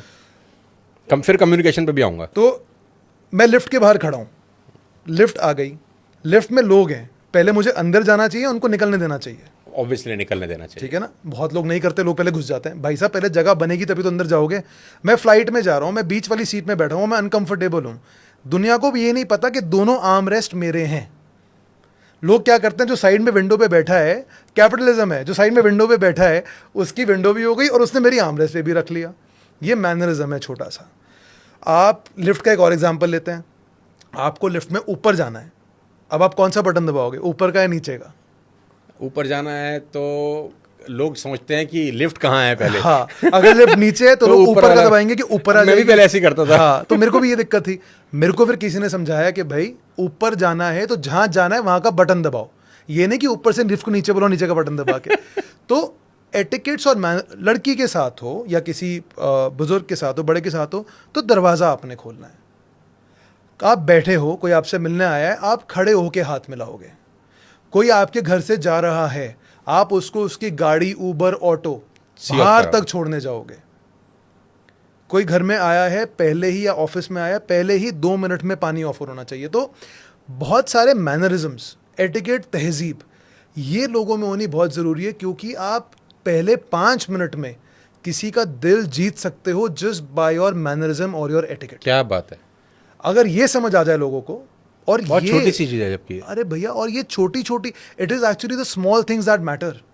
आप जब किसी को पटाते हो, जैसे हमने माशूक की बात करी या माशूका की बात करी, तो आप उसे 3-3 घंटे जब बातें कर रहे हो या आप उसके लिए छोटे छोटे जेस्चर कर रहे हो, बड़ी चीज़ें मैटर नहीं करती। Always small things. It is the small things. Yes. और ये सेम चीज़ आपके धंधे में, आपके एम्प्लॉयज़ में, आपके इन्वेस्टर्स में, आपके कस्टमर्स में, सब में कॉमन है। अगर आप सामने वाले को अच्छा फील करा दो तो आपका आधा बैटल वहीं पे ही आप It's जीत all चुके about हो। how you treat people, huh? How you make them feel. पता है, ये बात बहुत लोग ओन या अग्री नहीं करेंगे, पर जब आप इंटरव्यू देने जाते हो, पहले 1 मिनट या 2 मिनट के अंदर सामने वाला डिसाइड कर लेता है कि वो आपको किसको select रखेगा करना या है नहीं नहीं रखेगा। करना। Just for the how he or she feel about you, huh? बस आप अपना सीवी जितना मर्जी सुंदर बना लो, अगर आप खुद सुंदर नहीं हो, सुंदर का मतलब देखने में नहीं, आपके बोलने से, आपकी खुशबू से, आपकी बातचीत से, आपके मैनरिज्म, आपकी बॉडी लैंग्वेज से, तो आप वहीं रिजेक्टेड हो। आप लोग जब हायरिंग करते हैं तो सोचते हैं ये सब। मैं 100% सोचता हूँ भैया, क्योंकि अगर मेरे को सामने वाला, सबसे ज़्यादा बड़े पे स्केल पे किसको हायर किया? मैं वैसी बातों में से बात निकाल रहा हूँ। भैया किसको क्या मतलब, आई मतलब थिंक कितनी सैलरी हमारे पे हायर किया आपने? सबसे टॉप हैं, साल के 2-2.5 करोड़ रुपए साल लेते हैं। 2.5 करोड़ हमसे रुपए देते हैं आप 2.5 उसको करोड़ साल रुपए के किसी देते व्यक्ति हैं। को? हाँ जी, एक तो व्यक्ति क्या को। देखते हैं ऐसे व्यक्ति के अंदर जब आप 20 लाख रुपए की सैलरी पे किसी को हायर करते कि हैं? क्या उस व्यक्ति में उतना ही डिग्री देखते हैं क्या? क्या देखते हैं? डिग्री डिग्री कभी भी नहीं, सीरियसली? कभी भी नहीं। मतलब आप किसी को आज 20 तक- लाख रुपए की सैलरी पे हायर कर रहे हैं और आप उसका डिग्री चेक नहीं करते? भैया मैंने आज सच्ची तक- पूछ रहा हूं मैं आपसे। सच्ची बता रहा हूँ, मैंने आज तक, अगर आप मेरी कंपनी में देखोगे, बहुत कम आपको वो IIM IT जैसे लोग दिखेंगे। क्यों? क्योंकि मेरे को वो लोग चाहिए जिनमें मेरी तरह ही जज्बा हो कुछ करने का। We want crazy people. तो IIT IIM में भी तो जज्बा होता होगा। नहीं नहीं नहीं भैया, मैं ये नहीं कह रहा IIT IIM खराब होते हैं, बट जब आप थोड़े से अंडर प्रिविलेज्ड होते हो ना, तो आप एक टाइम पे आने के बाद डबल मेहनत करते हो उस स्पीड को मैच करने के लिए। तो मैं हमेशा एक इंसान में उसका वो जज्बा ढूंढता हूं कि उस इंसान में क्या वो जज्बा है जो मेरे एम को, मेरे ड्रीम को डबल बनाएगा। ये चीज अगर आप लोगों में देख पाओ, और इसीलिए मैनरिज्म्स, एटिकेट्स, कंडक्ट। तो जब आप इंटरव्यू लेते हैं किसी का तो आप कैंपस इंटरव्यू भी लेते हैं या नहीं, कैंपस इंटरव्यू हम इतने नहीं लेते, लेकिन वैसे नॉर्मल इंटरव्यू लेते हैं? बिल्कुल लेते हैं। तो क्या चेक करते हैं? व्यक्ति आपके पास आके बैठा अपना CV लेकर, सबसे पहले व्यक्ति मेरे, अच्छा CV तो मैं देखता नहीं हूँ। CV नहीं देखते? मैंने आज तक जिंदगी में हजारों इंटरव्यू लिए होंगे, CV मुझे याद ही नहीं मैंने कितनों के देखे। क्या देखते हैं? पर्सनालिटी, कम्युनिकेशन, हुनर और जिगरा, ये 4 चीज़ें। पर्सनैलिटी, कम्युनिकेशन, हुनर एंड जिगरा। पर्सनालिटी वहाँ से शुरू हो जाती है जब से वो मेरे ऑफिस में एंटर करता है। मेरी Not in your cabin? Not in my cabin, not in your but in your office? In my office reception. मेरे गार्ड से लेके, जब मैं किसी अच्छी पोजीशन पे हायर करता हूँ, तो मेरे गार्ड से लेके मेरी असिस्टेंट या HR जो हेड हैं, वो मेरे को पूरी रिपोर्ट दे देती हैं कि इनका अंदर आने के बाद ये बैठने बर्ताव का था। तरीका, किससे बात करने का बर्ताव, किस तरह का बर्ताव। मतलब वो ऑफिस के अंदर आता है, इंटरव्यू उसका चालू हो चुका होता है? 100%। मैं आपको एक छोटा एग्जांपल देता हूँ। मैंने एक बार एक कैंडिडेट को बस इस बेसिस पर रिजेक्ट किया कि उसने मेरे ऑफिस बॉय जो चाय सर्व कर रहा था उससे तमीज से बात नहीं करी, और मैंने एक इंसान को एक्सेप्ट किया जिसका पहला जेस्चर ये था कि जैसे उसके आगे पानी रखा गया, उसने मेरे ऑफिस बॉय को थैंक यू भैया बोला। आप बस अगर छोटी छोटी चीज़ें लाइफ मैटर में करती हैं चीज़ें। बहुत मैटर करती हैं भैया, क्योंकि आपका सक्सेस डिपेंड करता है आपके ऑफिस के कल्चर पे। आपके ऑफिस में किस तरह के लोग हैं वो आपके सक्सेस को डिटरमिन करते हैं, क्योंकि वही लोग आपके अगले अच्छे लोगों को अट्रैक्ट करते हैं। आप ऑफिस में माहौल बना लो गाली गलौज का, लेस मैनरिज्म्स का, कैजुअल, आपका वैसे ऑफिस बन जाएगा। लोग गालियां दे रहे होंगे, रिस्पेक्ट नहीं होंगी, लड़कियां काम नहीं करेंगी। आप अपने ऑफिस में तहजीब रखो, फन होना चाहिए but under control. Everyone should be respectful. Communication का क्या रोल है? कम्युनिकेशन सबसे बड़ा रोल है, क्योंकि ज़िंदगी है ही सारी कम्युनिकेशन। आप और मैं बैठ के बातें करेंगे, हमारी बातें दुनिया सुनेगी, कुछ सीखेगी, यही कम्युनिकेशन है। मेरे कैबिन में या मेरे ऑफिस में जब कोई आ रहा है और मैं उनसे क्वेश्चंस पूछ रहा हूँ, एक इंसान को मैंने रिजेक्ट किया, क्यों? मैं उनसे बात कर रहा हूँ हिंदी में, वो मुझे जवाब दे रहे हैं इंग्लिश में। अब इंग्लिश अच्छी भी नहीं है बट उनको ऐसा लग रहा है कि यार क्योंकि मैं सामने वाले से इंग्लिश में बोलूँ, अरे भाई हिंदी हमारी मातृभाषा है, तुम मेरे से वो सोच रहा होगा ना कि 8,000 करोड़ कंपनी का मालिक है बेला वीटा, मैं अंग्रेजी में बात करूंगा, क्या तो आज ही ज्वाइनिंग पक्की है। क्या फर्क पड़ता है? नहीं फर्क पड़ता। तुम मुझ तक अपनी बात समझा दो, मुझे वो चाहिए। अब तुम हिंदी में समझाओ, पंजाबी में समझाओ, हाथ हिला के समझाओ, डजंट मैटर। अपनी बात तमीज से समझानी आनी चाहिए। मेरे को इंग्लिश। आकाश, अंग्रेजी का क्या रोल है यार किसी भी कॉर्पोरेट के अंदर? अंग्रेजी बड़ा जेन्युइन क्वेश्चन है यार। अंग्रेजी, बहुत सारे हमारे जैसे लड़के हैं जिनका अंग्रेजी में बड़ा हार्ड टाइट है, बड़ा इन्फीरियरिटी होता है यार उनको कि कॉर्पोरेट में जॉब लगेगी कि नहीं लगेगी। अंग्रेजी तो हमें ठीक से आती नहीं है। आप लोग कॉर्पोरेट में हैं, कंपनी रन करते हैं, बेचते खरीदते भी हैं, क्या रोल है यार इंग्लिश का? जीरो रोल है इंग्लिश का। सच सच बताओ। सच बता रहा हूँ, 100% जीरो रोल है भैया। चलो एक एग्जांपल ले लेते हैं। आज मेरे को एक पोजीशन में एक इंसान को रखना है। एक है जो बहुत बढ़िया फराटे से इंग्लिश बोलता है पर अपने काम में एवरेज है। एक है जिसकी इंग्लिश इतनी सॉलिड नहीं है, कम्युनिकेशन अच्छी है और अपने काम में माहिर है। मैं किसको रखूंगा यार? मैं ऑब्वियसली उसको रखूंगा ना जो अपने काम में माहिर होगा या जिसके पास वो राइट एक्सपीरियंस होगा। तो रादर दैन फोकसिंग, पता है बहुत ज़रूरी है, चलो एक ये पॉइंट है, अपनी स्ट्रेंथ्स पे फोकस करो, वीकनेस पे नहीं। लेट्स से आपकी वीकनेस है इंग्लिश पर आपकी स्ट्रेंथ है सेल्स। अब आप मेरे ऑफिस में और मैंने बोला एक काम करो सोनू जी, आप मेरे को एक पेन बेच के दिखाओ। अब आप मेरे को इंप्रेस करने के लिए पेन बेचो हिंदी में ना यार, इंग्लिश में पेन बेच के क्या फ़ायदा होगा? If you can Impress me with your skills, I don't care what language you speak, just do my job. और लोग यहाँ पे धोखा खाते हैं। अगर आपको इतना ही कॉम्प्लेक्स है अपनी इंग्लिश का तो जाओ सीखो यार, प्रैक्टिस करो, बात करो, अच्छे बनो। अच्छे बनने में कोई दिक्कत नहीं है, पर ये मत सोचो कि आपकी कामयाबी का कारण केवल इंग्लिश होगा। रोड़ा नहीं है वो आपकी। रोड़ा नहीं है। आपकी कामयाबी का कारण केवल और केवल कम्युनिकेशन है एंड कॉन्फिडेंस। एंड कॉन्फिडेंस है, इंग्लिश नहीं है। लोगों को ही समझ नहीं आता। इंग्लिश एक अंधे बंदूक रख के चला देते हैं। भैया एग्जांपल देता हूँ यार, और हम इंडियंस ये बहुत गलत करते हैं। हम ये देखते हैं कि कोई इंडियन टूटी फूटी इंग्लिश बोल रहा है, हम उसका मजाक उड़ाते हैं। आपने कभी किसी फ्रेंच, इटालियन, यूरोपियन देशों के अच्छे अच्छे लीडर्स के इंटरव्यू सुने? आप देखते हो उनकी इंग्लिश कितनी टूटी फूटी होगी। आता ही नहीं है किसी को। चाइना देख लो यार, बोलते ही नहीं है वो लोग। किस चाइनीज की इंग्लिश बहुत बढ़िया है, आज स्टॉप कर रहे हैं हर चीज के अंदर। हमारा फोकस ही गलत है। हमारा फोकस है इंग्लिश अच्छी बोल रहा है बंदा अच्छा होगा। अरे भाई बंदे का काम देखो। और सामने वाला भी सोचता है इंग्लिश अच्छी बोलूंगा ज्यादा प्रॉस्पेक्ट मिल जाएंगे, लिमिटेड प्रॉस्पेक्ट मिलेंगे, छोटे टाइम के लिए मिलेंगे। क्योंकि मैं ना एक जगह डिस्कस कर रहा था तो उन्होंने बोला कैंपस प्लेसमेंट जब होती है तो जो प्लेसमेंट करने वाले लोग आते हैं वो पहला देखते हैं यार कि इसको अंग्रेजी आती है कि नहीं आती। नहीं, वो ये देखते हैं कि इसमें हुनर कितना है, कि इसमें प्रैक्टिकलिटी कितनी है, इसमें कॉन्फिडेंस कितना है। लेट्स से मेरी इंग्लिश कमज़ोर है और आप कोई बहुत बड़ी कंपनी से आए हो मुझे इंटरव्यू लेने के लिए, और मैं घुसा आपके कैबिन में, इंटरव्यू रूम में, और आपने मुझसे कोई, चलो एक मॉक इंटरव्यू करते हैं भैया, आप मुझसे पूछो ना कुछ, इंग्लिश में कि हिंदी में, जैसे आपका मन करा। आप इंटरव्यू लेने आए हो बहुत बड़ी कॉर्पोरेट कंपनी से, माय नेम इज़ आकाश, और मैंने अभी अपनी डिग्री खत्म करी, अब मैं प्लेसमेंट के लिए इंटरव्यू देने आया हूँ। अच्छा, तो पहला सवाल आकाश आपसे ये है कि ज़िंदगी में कभी फेल हुए हो क्या? ब्रेकअप हुआ है तुम्हारा?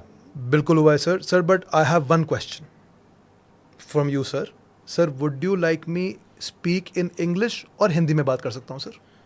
जिसमें कंफर्टेबल हो यार आकाश, उसमें बात करो। सर हिंदी में मैं बहुत अच्छा हूँ, चलेगा ना? इंग्लिश में मैं वर्क कर रहा हूँ, तो मैं आपसे कम्युनिकेशन करना चाहता हूँ। इंग्लिश मेरी थोड़ी सी कमजोर है, पर अगले 6 महीने में परफेक्ट हो जाऊंगा। क्या अब हम अपनी कन्वर्सेशन कंटिन्यू कर सकते हैं सर? बिल्कुल कर सकते हैं। थैंक यू सो मच, मैंने आपका यही दिल जीत लिया। बहुत बढ़िया, बहुत बढ़िया। अगर नहीं आता तो आप पहली लाइन ये बोलो कि सर इंग्लिश और हिंदी में आप में से किस में कंफर्टेबल हैं। अगर सामने वाला अंग्रेजी बोल दे तो क्या I am comfortable in English? Then नहीं, सो सॉरी सर, यू, और मैं वैसे ही बोलता हूँ, so sorry sir, you comfortable in English, me not sir. इतनी इंग्लिश सीख रहे हैं, sir- you comfortable English, me not sir. इतनी सबको आती है, इतनी आप इतनी ऑटो तो वाले सीख लेगा। सबको आती हाँ। है सर, मी नॉट। पर मैं आपको हिंदी में जो पूछे जवाब सही से दे सकता हूँ, टनाटन जवाब दे। टनाटन जवाब दे सकता हूँ। वो बंदा वही इंप्रेस्ड है भैया, क्योंकि जो इंसान ऊपर बैठा है उसको काम करने वाले लोग चाहिए, उसको इंप्रेशन जमाने वाले लोग नहीं चाहिए, क्योंकि उनकी लाइफ बहुत छोटी है। तो 3 चीजें डिस्कस कर ली, फोकस जी। नंबर 2, नंबर 2 वाज जिसके जैसे बनना है उसको कॉपी पेस्ट करके पढ़ना थोड़ा better शुरू कर करना। दो उसको पढ़ना अच्छे शुरू, और पढ़ने में उसकी किताब मेहनत को बीट करना है। पढ़ा। आजकल तो पढ़ाई बहुत इंटरेस्टिंग है ना, फन है। पढ़ाई क्या है? यूट्यूब है। पढ़ाई क्या है? स्पॉटिफाई है, पॉडकास्ट हैं, यही तो पढ़ाई है। यार इससे बढ़िया कोई पढ़ाई नहीं है यार। आपके पास अपनी लाइफ का 10-12 साल का क्रीम एक्सपीरियंस है यार, Correct. और आप 1 घंटे में बोल रहे हो। करेक्ट, मुझे लगता है 100 किताब पढ़ने से अच्छा होता है आकाश की ये आधे घंटे की बातें आप सुन रहे हैं। करेक्ट। और आकाश क्या चाहता है, जो लोगों को यही चाह रहा है ना कि यार मेरे को सुनकर कोई ना कोई कामयाब हो जाए। भैया फ्लाइट में क्या और बोलते क्या हैं? और क्या विषय किसी की यार। फ्लाइट में क्या बोलते हैं कि पहले ऑक्सीजन मास्क खुद के लगाएं, फिर दूसरे के लगाएं। अब भगवान ने हमारे को सफलता दे दी, हमारे ऑक्सीजन लग गई है। अगर हम अपनी बातों से दूसरों को वो ऑक्सीजन लगाने का तरीका बता सकें और बहुत सिंपल वे में बता सकें, आई डोंट थिंक उससे ज़्यादा कुछ मैटर करता है। Got it. कम्युनिकेशन स्किल होगी, मैनरिज्म हो गई, ये बड़ा इंपॉर्टेंट बताया। लिफ्ट खोलना और ढंग से बात करना, अपने से नीचे वाले लोगों से प्यार मोहब्बत से अच्छे से बात करना। भैया 3 चीजें हो क्योंकि गई। ऊपर वाले से तो हर कोई रिस्पेक्ट से बात कर लेता है, डर से। क्या बात है। पर अगर आप ये निकली नीचे, बात, हाँ, ऊपर वाले से तो फटी में ही बात करता है फटी ना हुई बात आदमी। करता है ना, हाँ। तो नीचे वाले से कैसी बात कर असली रहे हो? पहचान है कि आपके नीचे वालों से आप कैसे बात करते हैं। सोच, इंसान की सोच उसकी तो कामयाबी। 3 चीजें हो गई है। चौथी है भैया सोच। आप जैसा समझाओ, सोचोगे, समझाओ। आप जैसा सोचोगे आप वैसा बनोगे। तो बेला विटा में सोच ने कितना बड़ा रोल प्ले किया? बहुत बड़ा रोल प्ले किया, जैसे बहुत बड़ा। मेरी सोच सीधी थी हर एंगल से। मतलब मेरी सोच में कहीं खोट नहीं थी कि मैं इन्फीरियर प्रोडक्ट बना के कस्टमर का नीयत बेवकूफ अच्छी बनाऊंगा। थी। नीयत अच्छी थी और सोच अच्छी थी। सोच से मेरा मतलब है मैनिफेस्टेशन, अच्छा कि आप जहां तक पहुंचना चाहते हो आप अपने आप को वहां विजुअलाइज करना शुरू कर दो। आप कभी ना कभी तो वहां, और इनफैक्ट बहुत जल्दी पहुंच भी जाओगे। मैनिफेस्टेशन जिसको बोलते हैं। यार मैंने आपसे बातें मैनिफेस्ट करी हैं, मैंने आपके साथ बैठ के बातें करी हैं रियली 100%। और आप जैसे 2-3 और मेरे मेंटर्स हैं या जिनको मैंने देख के बहुत कुछ सीखा है, बहुत मैनिफेस्टेशन करी है और वो सच होती हैं। लोग इमेजिन ही नहीं कर पाते कि हम यहां तक पहुंच जाएंगे। प्रॉब्लम बड़ा सबसे- सोचने की है। हाँ, अगर वो कहते हैं ना, if your dreams had no limit how big would you dream. तो आप इमेजिन इतना बड़ा करो, पर रियलिटी कि ये हो रहा है आपके साथ और वो 100% होगा। पावर ऑफ मैनिफेस्टेशन काम करता है। भैया लॉ ऑफ अट्रैक्शन ने तो मेरी ज़िंदगी बदली है। 100% काम करता है, 100%। आज आप बोलना शुरू कर दो कि मैं ये हूँ, मैं ये हूँ, मैं ये हूँ, मैं ये हूँ। बड़ा अच्छा एग्जाम्पल है। एक इंसान थे जिनका नाम शर्मा था, तो उन्होंने किसी से पूछा, यार मेरे को अच्छा नहीं लगता कि मेरे को लोग शर्मा शर्मा शर्मा शर्मा बुलाते हैं। तो वो कह रहे क्या चाहते हो? कह रहे मैं चाहता हूँ मुझे लोग शर्मा जी बुलाएं। तो अच्छा उसने बोला कुछ मत कर, रोड पे 4 लोगों को 100-100 रुपए दे और उनको बोल के जब मैं निकलूं रोज घर से सुबह आवाज लगा दो, शर्मा जी कैसे हो। अच्छा तो उसने वो करना शुरू किया। 10 दिन बाद पूरे मोहल्ले ने उनको शर्मा जी बुलाना शुरू कर दिया। तो वो मैनिफेस्टेशन ही तो है कि आप अपने आप को और दुनिया को ये बोलना शुरू कर दो कि यार मैं ये हूँ, ये हूँ, ये हूँ, ये हूँ, ये हूँ। मेहनत ज़रूरी है, ये नहीं कि घर बैठे हुए और बोल रहे हो मैं ये हूँ तो बन जाओगे। और मेहनत उस डायरेक्शन में करो, वो काम अपने आप हो जाएगा। लोग बस बड़ा सोच ही नहीं पाते। अब मैं आपको बोलूँ भैया ये काम करके ना ये हो जाएगा। आप पहले यूथ, कोई हम किसी को बोलें कि यार तू ये कर ले तेरे को ये रिजल्ट मिल जाएगा, तो पता है पहला क्वेश्चन क्या आता है यूथ से? नहीं हुआ तो? भाई तू सोच, अगर हो गया तो? सिर्फ अपनी सोच ही तो बदलनी है। Why would you think negative? Think positive. बड़ी आसान सी चीज़ है। मेरे से अभी पीछे किसी ने पूछा कि यार आप जब अपना स्टार्टअप बना रहे थे तो आप मोटिवेटेड कैसे रहते हो? बड़ा इजी एग्जांपल दिया भैया मैंने, और मेरे को आई थिंक एग्जांपल देने बड़े अच्छे आ गए हैं अपनी इस जर्नी में। और ये कम्युनिकेशन है। पैसे भी तो आ गए ना। पैसे तो भैया बाद में आए हैं। पैसे is a by product of the पैसे के साथ स्ट्रगल। ऐसी बहुत सारी चीजें आ जाती हैं। वो खुदा जब हुस्न देता है नजाकत आई हाय, जाती हाय, है ना। तो आप वैष्णो देवी गए हैं कभी? मैं गया हूँ। ठीक है, मैं बहुत जाता था और जाता हूँ। हम जब भी किसी रिलीजियस स्थान पे जाते हैं, चाहे वो लोग हज करने जाते हैं, वैष्णो देवी जाते हैं, 4 धाम यात्रा करते हैं, आपने देखा है कि भवन तक पहुंचने से पहले, हज करने जाते हैं तो वहां पहुंचने से पहले जो वहां की पूरी जर्नी है वहां तक की, क्या वो आसान है? बहुत डिफिकल्ट है। बहुत डिफिकल्ट है। अब लेट्स से आप चढ़ाई कर रहे हैं और अब आप बीच में रुक गए, अब वो जितनी मर्जी बुजुर्ग औरत हो, यंग बच्चे हों, जो मर्जी हो, हर कोई भवन तक पहुंच ही जाता है।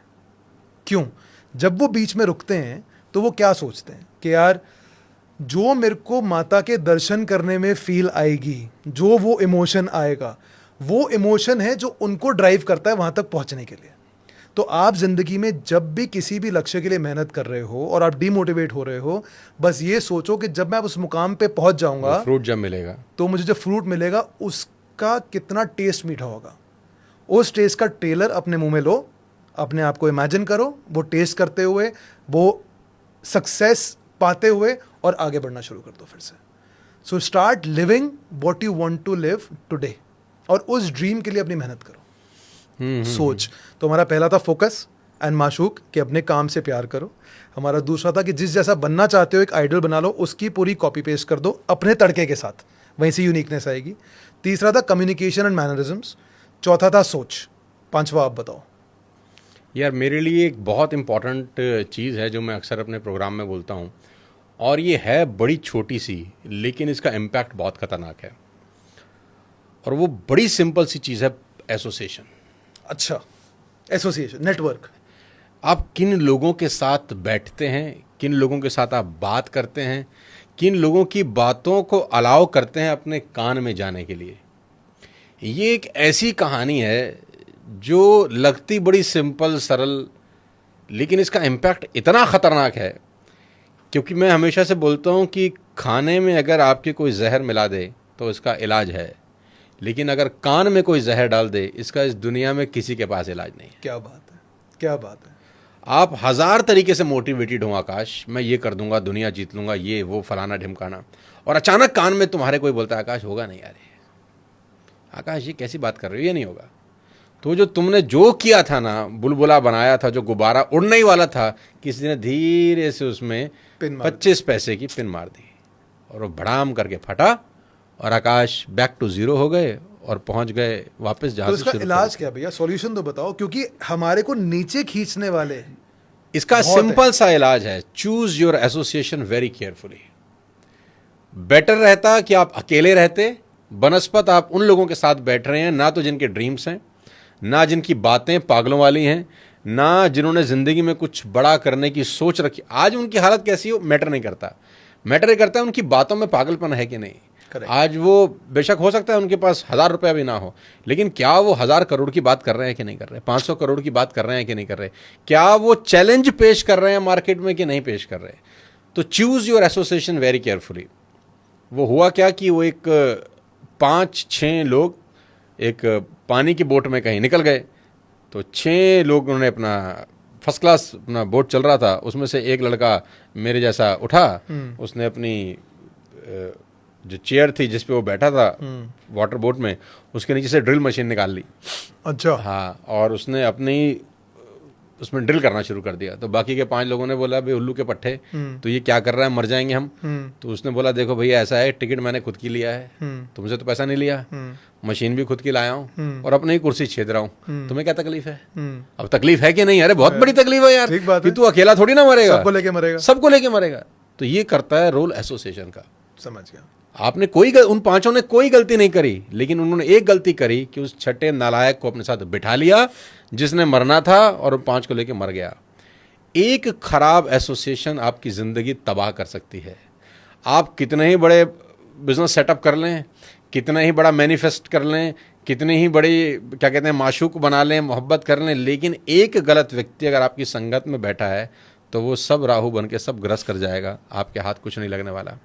और मैं एक बात हमेशा से जानता हूँ कि अगर आपके एसोसिएशन में कुछ ऐसे लोग हों जो जैसा मैं चाहता हूँ वैसे हों, तो सबसे बड़ी चीज़ क्या होगी, वो आपको गलती नहीं करने देते, बचा लेते हैं टाइप्स कहानी।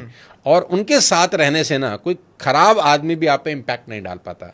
और जैसे ही उनकी प्रेजेंस आपकी ज़िंदगी से हटती है ना, नालायक लोगों की प्रेजेंस आनी स्टार्ट हो जाती है। तो पावर ऑफ एसोसिएशन का बहुत बड़ा रोल है। पर इसमें मेरे 2 क्वेश्चन निकल के आते हैं आपके लिए, और ये आई एम टेलिंग यू, ये बहुत जनता के बहुत क्वेश्चन होंगे पहला कि यार अगर मेरा रहना या मेरी बैकग्राउंड या लेट्स से मैं फाइनेंशियली वीक हूँ या मैं बड़े शहर में नहीं रहता, अगर मेरे आसपास के सारे लोग ही ऐसा है, मेरा मोहल्ला ही ऐसा है, तो मेरी क्या गलती है यार, तो मैं क्या करूँ? कोई गलती नहीं है, चेंज इट।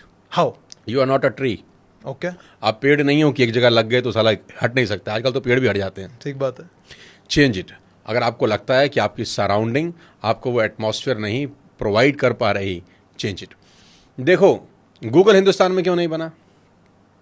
बताइए। आइडियाज आपको महान नहीं बनाते, आपको ओवरऑल इंफ्रास्ट्रक्चर भी चाहिए, आपको ओवरऑल टूल्स भी चाहिए। आपके पास कितना ही महान आइडिया हो, अगर आपका वो इंटरनेट ही 2G और 3G से आगे नहीं जा रहा, तो आपको कैसे उस आइडिया को एग्जीक्यूट करने में आपके लिए आसान होगा? तो क्या करना पड़ेगा? You have to change the direction of your living, और आपको वो जगह चेंज कर देनी चाहिए जहां पर आपका आइडियाज फल फूल सके। भाई, आपके पास एक बहुत अच्छा बीज है, लेकिन वो भूमि ही बंजर है जहां पर आप बैठे हो। आप जितना मर्जी अच्छा बीज डाल दो, जितना अच्छा वहां पानी डाल दो, मेहनत कर लो, वो अंकुरित नहीं होगा। तो पेड़ मत बनो, बीज बनो। You have to change your atmosphere. अगर वो एटमॉस्फेयर आपको आगे बढ़ने के लिए मोटिवेट नहीं कर रहा, चेंज इट यार। You are not a tree. ऐसा तो नहीं है ना कि आप पेड़ हो, लग गए तो सारा हिल नहीं सकते कहीं, आप जा सकते हो। अगर आप अपनी कंपनी पसंद नहीं कर रहे, चेंज इट। अगर आप अपना घर पसंद नहीं कर रहे, यू कैन चेंज ना। इस दुनिया में क्या ऐसी चीज़ है जो बदली नहीं जा सकती? ठीक बात। ये बात बहुत इंपॉर्टेंट है आकाश। मैं तो इसका बहुत बिलीवर हूँ कि आदमी का ड्रेस और एड्रेस बहुत अच्छा होना चाहिए। क्या बात। ठीक है, वो उन लोगों के बीच में तो बिल्कुल ना बैठे जिनके बड़े सपने नहीं है, बड़ी सोच नहीं है। ये एकमात्र, देखो, मैं अपने प्रोग्राम में भी बोलता हूँ कि बहुत अच्छी माँ थी कैकेयी, अपने बायोलॉजिकल सन भरत से ज़्यादा मोहब्बत करती थी राम से, और उनका कोई मुकाबला नहीं था। उसने अलाउ किया मंथरा को मेरे से बात कर, और मंथरा ने 2-3 घंटे उससे क्या बात करी कि उसका पूरा का पूरा खेल ही चेंज हो गया। तो जो बच्चा अपने बच्चे से ज़्यादा अजीज था, वो दुश्मन दिखाई देने लगा, क्योंकि किसी ने कान भर दिया, क्योंकि किसी ने पावर ऑफ एसोसिएशन, इसी को तो बोलते हैं ना, कि कोई आया। अच्छा, जब ऐसा व्यक्ति आपके साथ बात करता है ना, उस व्यक्ति में एक ताकत तो होती है, पर गलत व्यक्ति को पहचाने कैसे भैया? और उसकी कम्युनिकेशन स्किल बड़ी अच्छी होती है। नेगेटिव आदमी बोलता बहुत ज्यादा है कभी कभी, और उसकी बातों की कोई काट भी नहीं होती, कोई तर्क भी नहीं कर सकते। अब आपको convince eight the end of the time कर ही देगा। पर गलत व्यक्ति को कैसे पहचाने, ये समझाइए। देखो, मैं तो बड़ी सिंपल सी बात जानता हूं। अगर आपके बारे में कोई मुझे गलत बोल के इम्प्रेस करना चाह रहा है, कि वो मुझे चाह रहा है कि मैं आकाश से दूर हो जाऊं बिकॉज आकाश में ये 10 बुराइयां हैं, तो ये लॉजिक ही गलत है। अब हर व्यक्ति के साथ एक जैसा रिश्ता नहीं हो सकता। भाई, अगर मान लेते हैं कोई ए व्यक्ति है जो मुझे बता रहा है आकाश में 10 कमी है यार सोनू भाई, तो आप इनसे दूर हो जाओ। अरे भाई, मैं पर्सनली ये देखूंगा कि आकाश ने मेरे साथ कुछ गलत किया है कि नहीं किया। ठीक बात। आपके साथ उसका क्या रिलेशन है, मुझे क्या लेना देना यार उससे। मैं ये चेक करूंगा सबसे पहले कि आकाश का मेरे से रिलेशनशिप कैसा है। मैं बोलूंगा यार आकाश ने मेरे साथ तो ऐसा कभी आज तक जिंदगी में कुछ गलत नहीं किया, तो मैं बोलूंगा हटना यार, साइड लग। लोगों का प्रॉब्लम क्या है? लोगों का प्रॉब्लम ये है कि अगर कोई व्यक्ति किसी के बारे में कुछ बोल रहा है, तो वो तुरंत ये सोचता है कि ये सब भी मेरे साथ होने वाला है। और ये सबसे बड़ा कंसर्न होता है कि कान भरने वाले तुरंत किसी के लिए भी कान भर के चले जाते हैं। आदमी अपनी बुद्धि का इस्तेमाल नहीं करता। आदमी को अपनी बुद्धि का इस्तेमाल करना चाहिए। और मैं अपने प्रोग्राम में बोलता हूँ, मुझे नहीं पता कि यहाँ पे ट्रेनिंग स्टार्ट हो जाएगी मेरी। आपने छेद दिया है, कुरेद दिया है, तो वो हो ना, वो क्या बोलते हैं, वो शूर्पणखा का नाक काट दिया लक्ष्मण जी ने, तो रोती हुई चलेगी रावण के पास कि मेरे साथ ऐसा ऐसा हो गया, ऐसा ऐसा हो गया। तो रावण ने क्या किया? रावण ने रिएक्ट किया। रावण ने कहा मैं छोड़ूंगा नहीं किसी को, और वो उसने गलत काम किया, सीता जी को ले आया। अब वो शूर्पणखा से थोड़ी सी बुद्धि लगा के पूछ सकता था कि भाई तू वहाँ क्या करने गई थी? भाई तेरा नाक क्यों काटा? तू वहाँ पर करने क्या गई थी, ये बता। और मैं ये भी जानना चाहता हूँ कि वहाँ क्या हुआ, बता, एग्जैक्ट सच बताइए वहाँ हुआ क्या था। तीसरा, मैं ये भी जानना चाहता, मैं एक बार राम से मिल लेता हूँ, उसका भी साइड ऑफ स्टोरी एक बार मैं जान लेता हूँ कि वहाँ एक्चुअली में क्या हुआ था। फिर मैं डिसाइड करूंगा कि मुझे राम को दुश्मन बनाना चाहिए कि दोस्त बनाना चाहिए। उसने क्या किया? उन तीनों में से कुछ नहीं किया। उसने सिक्के का एक पहलू सुना और रिएक्ट कर गया। तो इसलिए भैया, ये बड़ी इंपॉर्टेंट लर्निंग जो मैंने सीखी थी, परसेप्शन वर्सेस पर्सपेक्टिव, जो लोगों को प्रैक्टिस करनी चाहिए।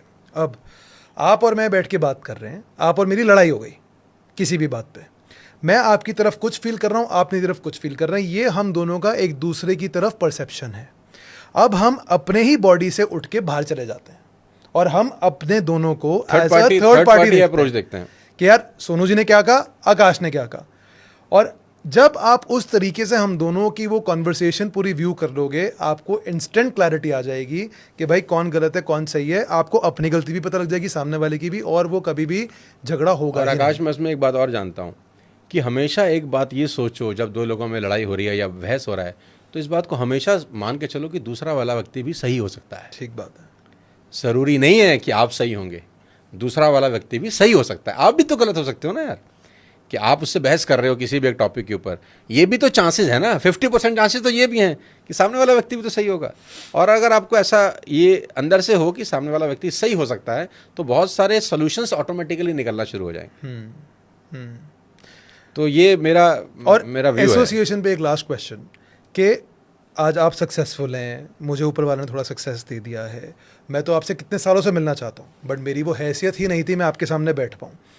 तो जो लोग भैया हमारे तक पहुँच ही नहीं सकते, क्योंकि मैं आप तक पहुँचने के लिए मुझे बहुत सक्सेसफुल होना पड़ा कि मैं आज आपके सामने बैठ के आपसे बात कर 5,000 करोड़ 7,000 करोड़ कमाने में जो भी है।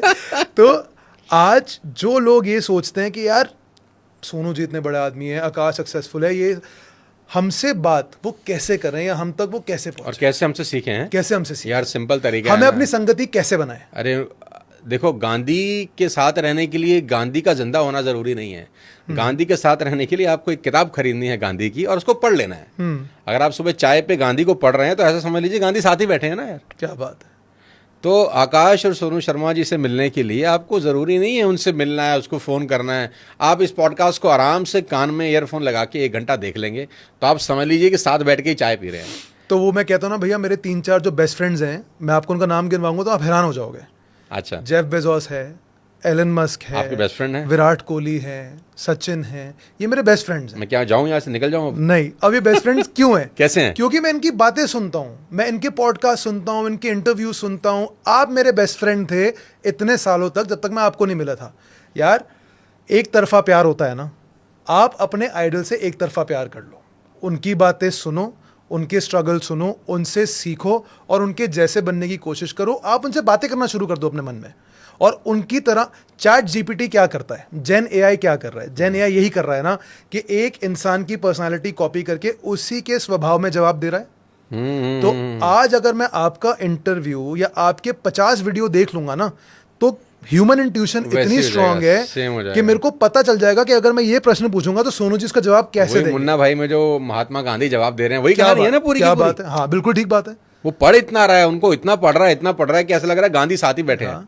तो जिनको अपनी संगति बदलनी वो है ना, सर्किट को बता रहा है गांधी दिख रहा है, सर्किट कह रहा है मुझे तो कोई नहीं दिख रहा। क्या बात है, what a way to put it. क्या जबरदस्त चीज है, नहीं? क्या जबरदस्त। तो आप गांधी के साथ बैठ सकते हो, अब्राहम लिंकन के साथ बैठ सकते हो, नेहरू के साथ बैठ सकते हो, आप अंबेडकर के, मतलब जो आप चाहो उसके साथ बैठ सकते हो। सिर्फ 4 किताबें पढ़नी है। और भाई ये पॉडकास्ट वगैरह इतने बढ़िया हैं क्योंकि हम बिल्कुल रियल सिनेरियो में जो बातें करते हैं हम जिंदगी में ही ऐसे हैं। तो लोगों को हमारा वो चेहरा देखने को मिलता है, लोगों को हमारी बातें, जितना बड़ा सा बड़ा आदमी हो, सक्सेसफुल हो, आप उनके पॉडकास्ट और उनके इंटरव्यू सुनो, उन जैसे। सबसे बड़ी बात है आकाश, ये सब फ्री है, सब फ्री है। क्वालिटी एजुकेशन आज की डेट में एब्सोल्युटली फ्री है। करेक्ट। क्वालिटी एजुकेशन का तो कोई पैसा नहीं है यार। और मैं नहीं कह रहा कि इस 1 घंटे का इंटरव्यू में सारा मसाला किसी एक आदमी के काम का होगा। Correct. लेकिन मैं ये कह रहा हूँ कि इस 1 घंटे में 1 मिनट भी अगर किसी के काम का हो तो मोर देन इनफ है, उसका लाइफ चेंज करने के लिए हमारा पर्पस भी सॉल्व हो जाता है।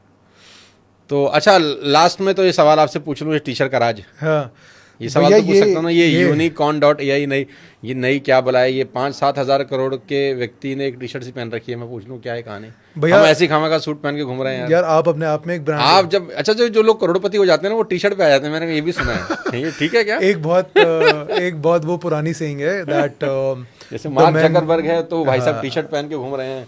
यार भैया क्योंकि टाइम वेस्ट नहीं करना लाइफ में। मतलब मैं क्या, मतलब आप क्या जलील करने आए हैं मुझे यहाँ पर? ये आपकी पर्सनालिटी और आप बहुत ही ज़्यादा स्मार्ट लगते हो।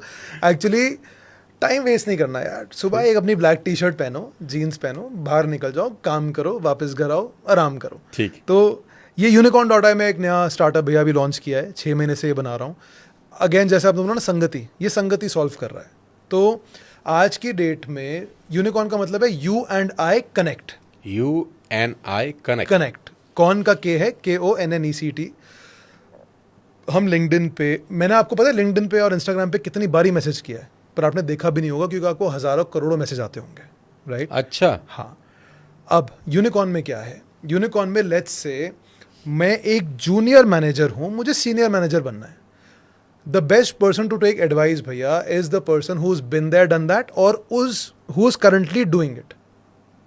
अब मेरे को आज सोनू जी से बात करनी है, लेट्स से सोनू जी का वक्त बहुत कीमती है जो कि है, और सोनू जी को ये भी पता है कि यार अगर कोई मेरा फ़ायदा या मुझसे कोई फ़ायदा लेना चाहे, अगर वो विन विन हो तो क्यों ना हो।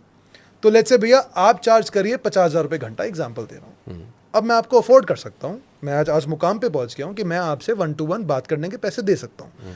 अगर कोई इंसान आपसे बात करने के लिए 50,000 रुपये दे रहा है तो आपको भी पता है कि यार वो इंसान भी वैल्यूएबल होगा, मैं भी आपकी लाइफ में कुछ वैल्यू ऐड करूंगा, आप भी मेरी लाइफ में कुछ वैल्यू ऐड करेंगे। ये तो हो गया एक एग्जाम्पल, पर unicorn.com मासेस के लिए है। आज अगर मैं एक कॉलेज स्टूडेंट हूँ और मेरे को जर्नलिस्ट बनना है, तो मेरे लिए बेस्ट इंसान कौन है जो मुझे सिखा सकता है? आज जो 2 साल जर्नलिज्म की जॉब कर रहा है, वो सब इस प्लेटफॉर्म पे हैं। ऑल प्रोफेशनल्स आर हियर जिन्होंने अपने खुद के रेट पब्लिश किए हुए हैं। कोई 2,000 रुपये घंटा चार्ज कर रहा है, अच्छा, कोई 500 कंसल्टेंसी आप ले सकते हैं। कंसल्टेंसी नहीं, एडवाइजरी। अब अगर मैं कॉलेज में जर्नलिज्म करके 3rd ईयर में हूँ, अब मुझे इंडिया टाइम्स में जर्नलिज्म करना है, तो मेरे को इंडिया टाइम के जर्नलिस्ट से बात करनी चाहिए, उनको 2,000 रुपये घंटा देके या 1,500 रुपये घंटा जो भी कॉस्ट है, जो भी कॉस्ट है, कि मैं आप जैसा कैसे बनूं और जल्दी से कैसे बनूं। जो हैक्स मुझे वो दे देंगे, वो मुझे और कोई नहीं दे सकता। तो unicorn is a platform which is globally there to connect anyone to everyone any time. Excellent idea. अब देखिए भैया, इस आइडिया को एग्जीक्यूट करने के लिए बहुत फंडिंग चाहिए होगी, बहुत ज़्यादा पेशेंस चाहिए होगी, बहुत पैसा लगेगा। उसीलिए हम अब और बड़े बड़े इन्वेस्टर्स के पास भी जाएंगे ताकि हम भी एक फेसबुक, इंस्टाग्राम, इस तरह की बड़ी कंपनी बन सकें। My best wishes. Thank you so much. और अगली बार जब आप आएँ तो 20-30 हज़ार करोड़ का कंपनी बना के अरे थैंक यू सो मच भैया, आपकी ब्लेसिंग्स हैं। Thank you so much. बहुत बहुत बहुत ही बधाई हमारी तरफ से। आइडिया भी यूनिक है थैंक यू सो और ये मच। 100% ग्रो करेगा, ऐसा मेरा विश्वास है। Thank you. तो थैंक यू आकाश, बहुत बहुत शुक्रिया बिंदास बातचीत करने के लिए। मैं भी बहुत टाइम के बाद इतना बिंदास बात किया हूँ पॉडकास्ट में, तो वैसे ही हम लोग पॉडकास्ट बहुत कम करते हैं, लेकिन अच्छा लगा तुमसे मिलकर। और I wish you all the best. Thank you so much to you, क्योंकि आप जिस तरह से लोगों को मोटिवेट करते हैं, एंड आई थिंक हम जैसे एंटरप्रेन्योर्स के लिए आप एक बहुत बड़े आइडियल हैं। तो प्लीज़ कीप मोटिवेटिंग, और जितना आप हमारी यूथ के लिए कंटेंट बना सकें ताकि वो अपने एम में स्ट्रांग रह के सक्षम हो सकें, उससे बेटर कुछ नहीं हो सकता। Thank you so much. I will try my level best. Thank you so much. So ये हमारे साथ थे बेला बेटा से आकाश, जिन्होंने पूरे हिंदुस्तान को महका दिया है अपने परफ्यूम से, और इनका परफ्यूम आज पूरा हिंदुस्तान लगा रहा है। मेरे लिए भी लेके आए हैं, मैं बता देता हूँ। बहुत बहुत शुक्रिया उसके लिए, मैं भी लगाऊंगा उसको। बिल्कुल लगाइए भैया, बिल्कुल लगाइए। सो आकाश का सफ़र बहुत शानदार रहा। ज़मीन से आसमान तक की दूरी आकाश ने तय करी, और इंस्पिरेशन है आकाश बहुत सारे यंगस्टर के लिए कि कैसे ज़मीन से आसमान तक पहुंचा जा सकता है।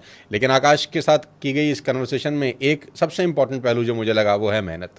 जी तोड़ मेहनत, खूब मेहनत, सड़क पे उतर के काम करने की जो अदा है वो आकाश को आकाश बनाती है। So thank you everybody for watching this podcast. मुझे बड़ा अच्छा लगा आकाश से बात करके। उम्मीद करता हूँ आपकी लाइफ में इस पॉडकास्ट से कुछ रोशनी ज़रूर आपको मिलेगी। सो बहुत बहुत शुक्रिया। Thank you so much.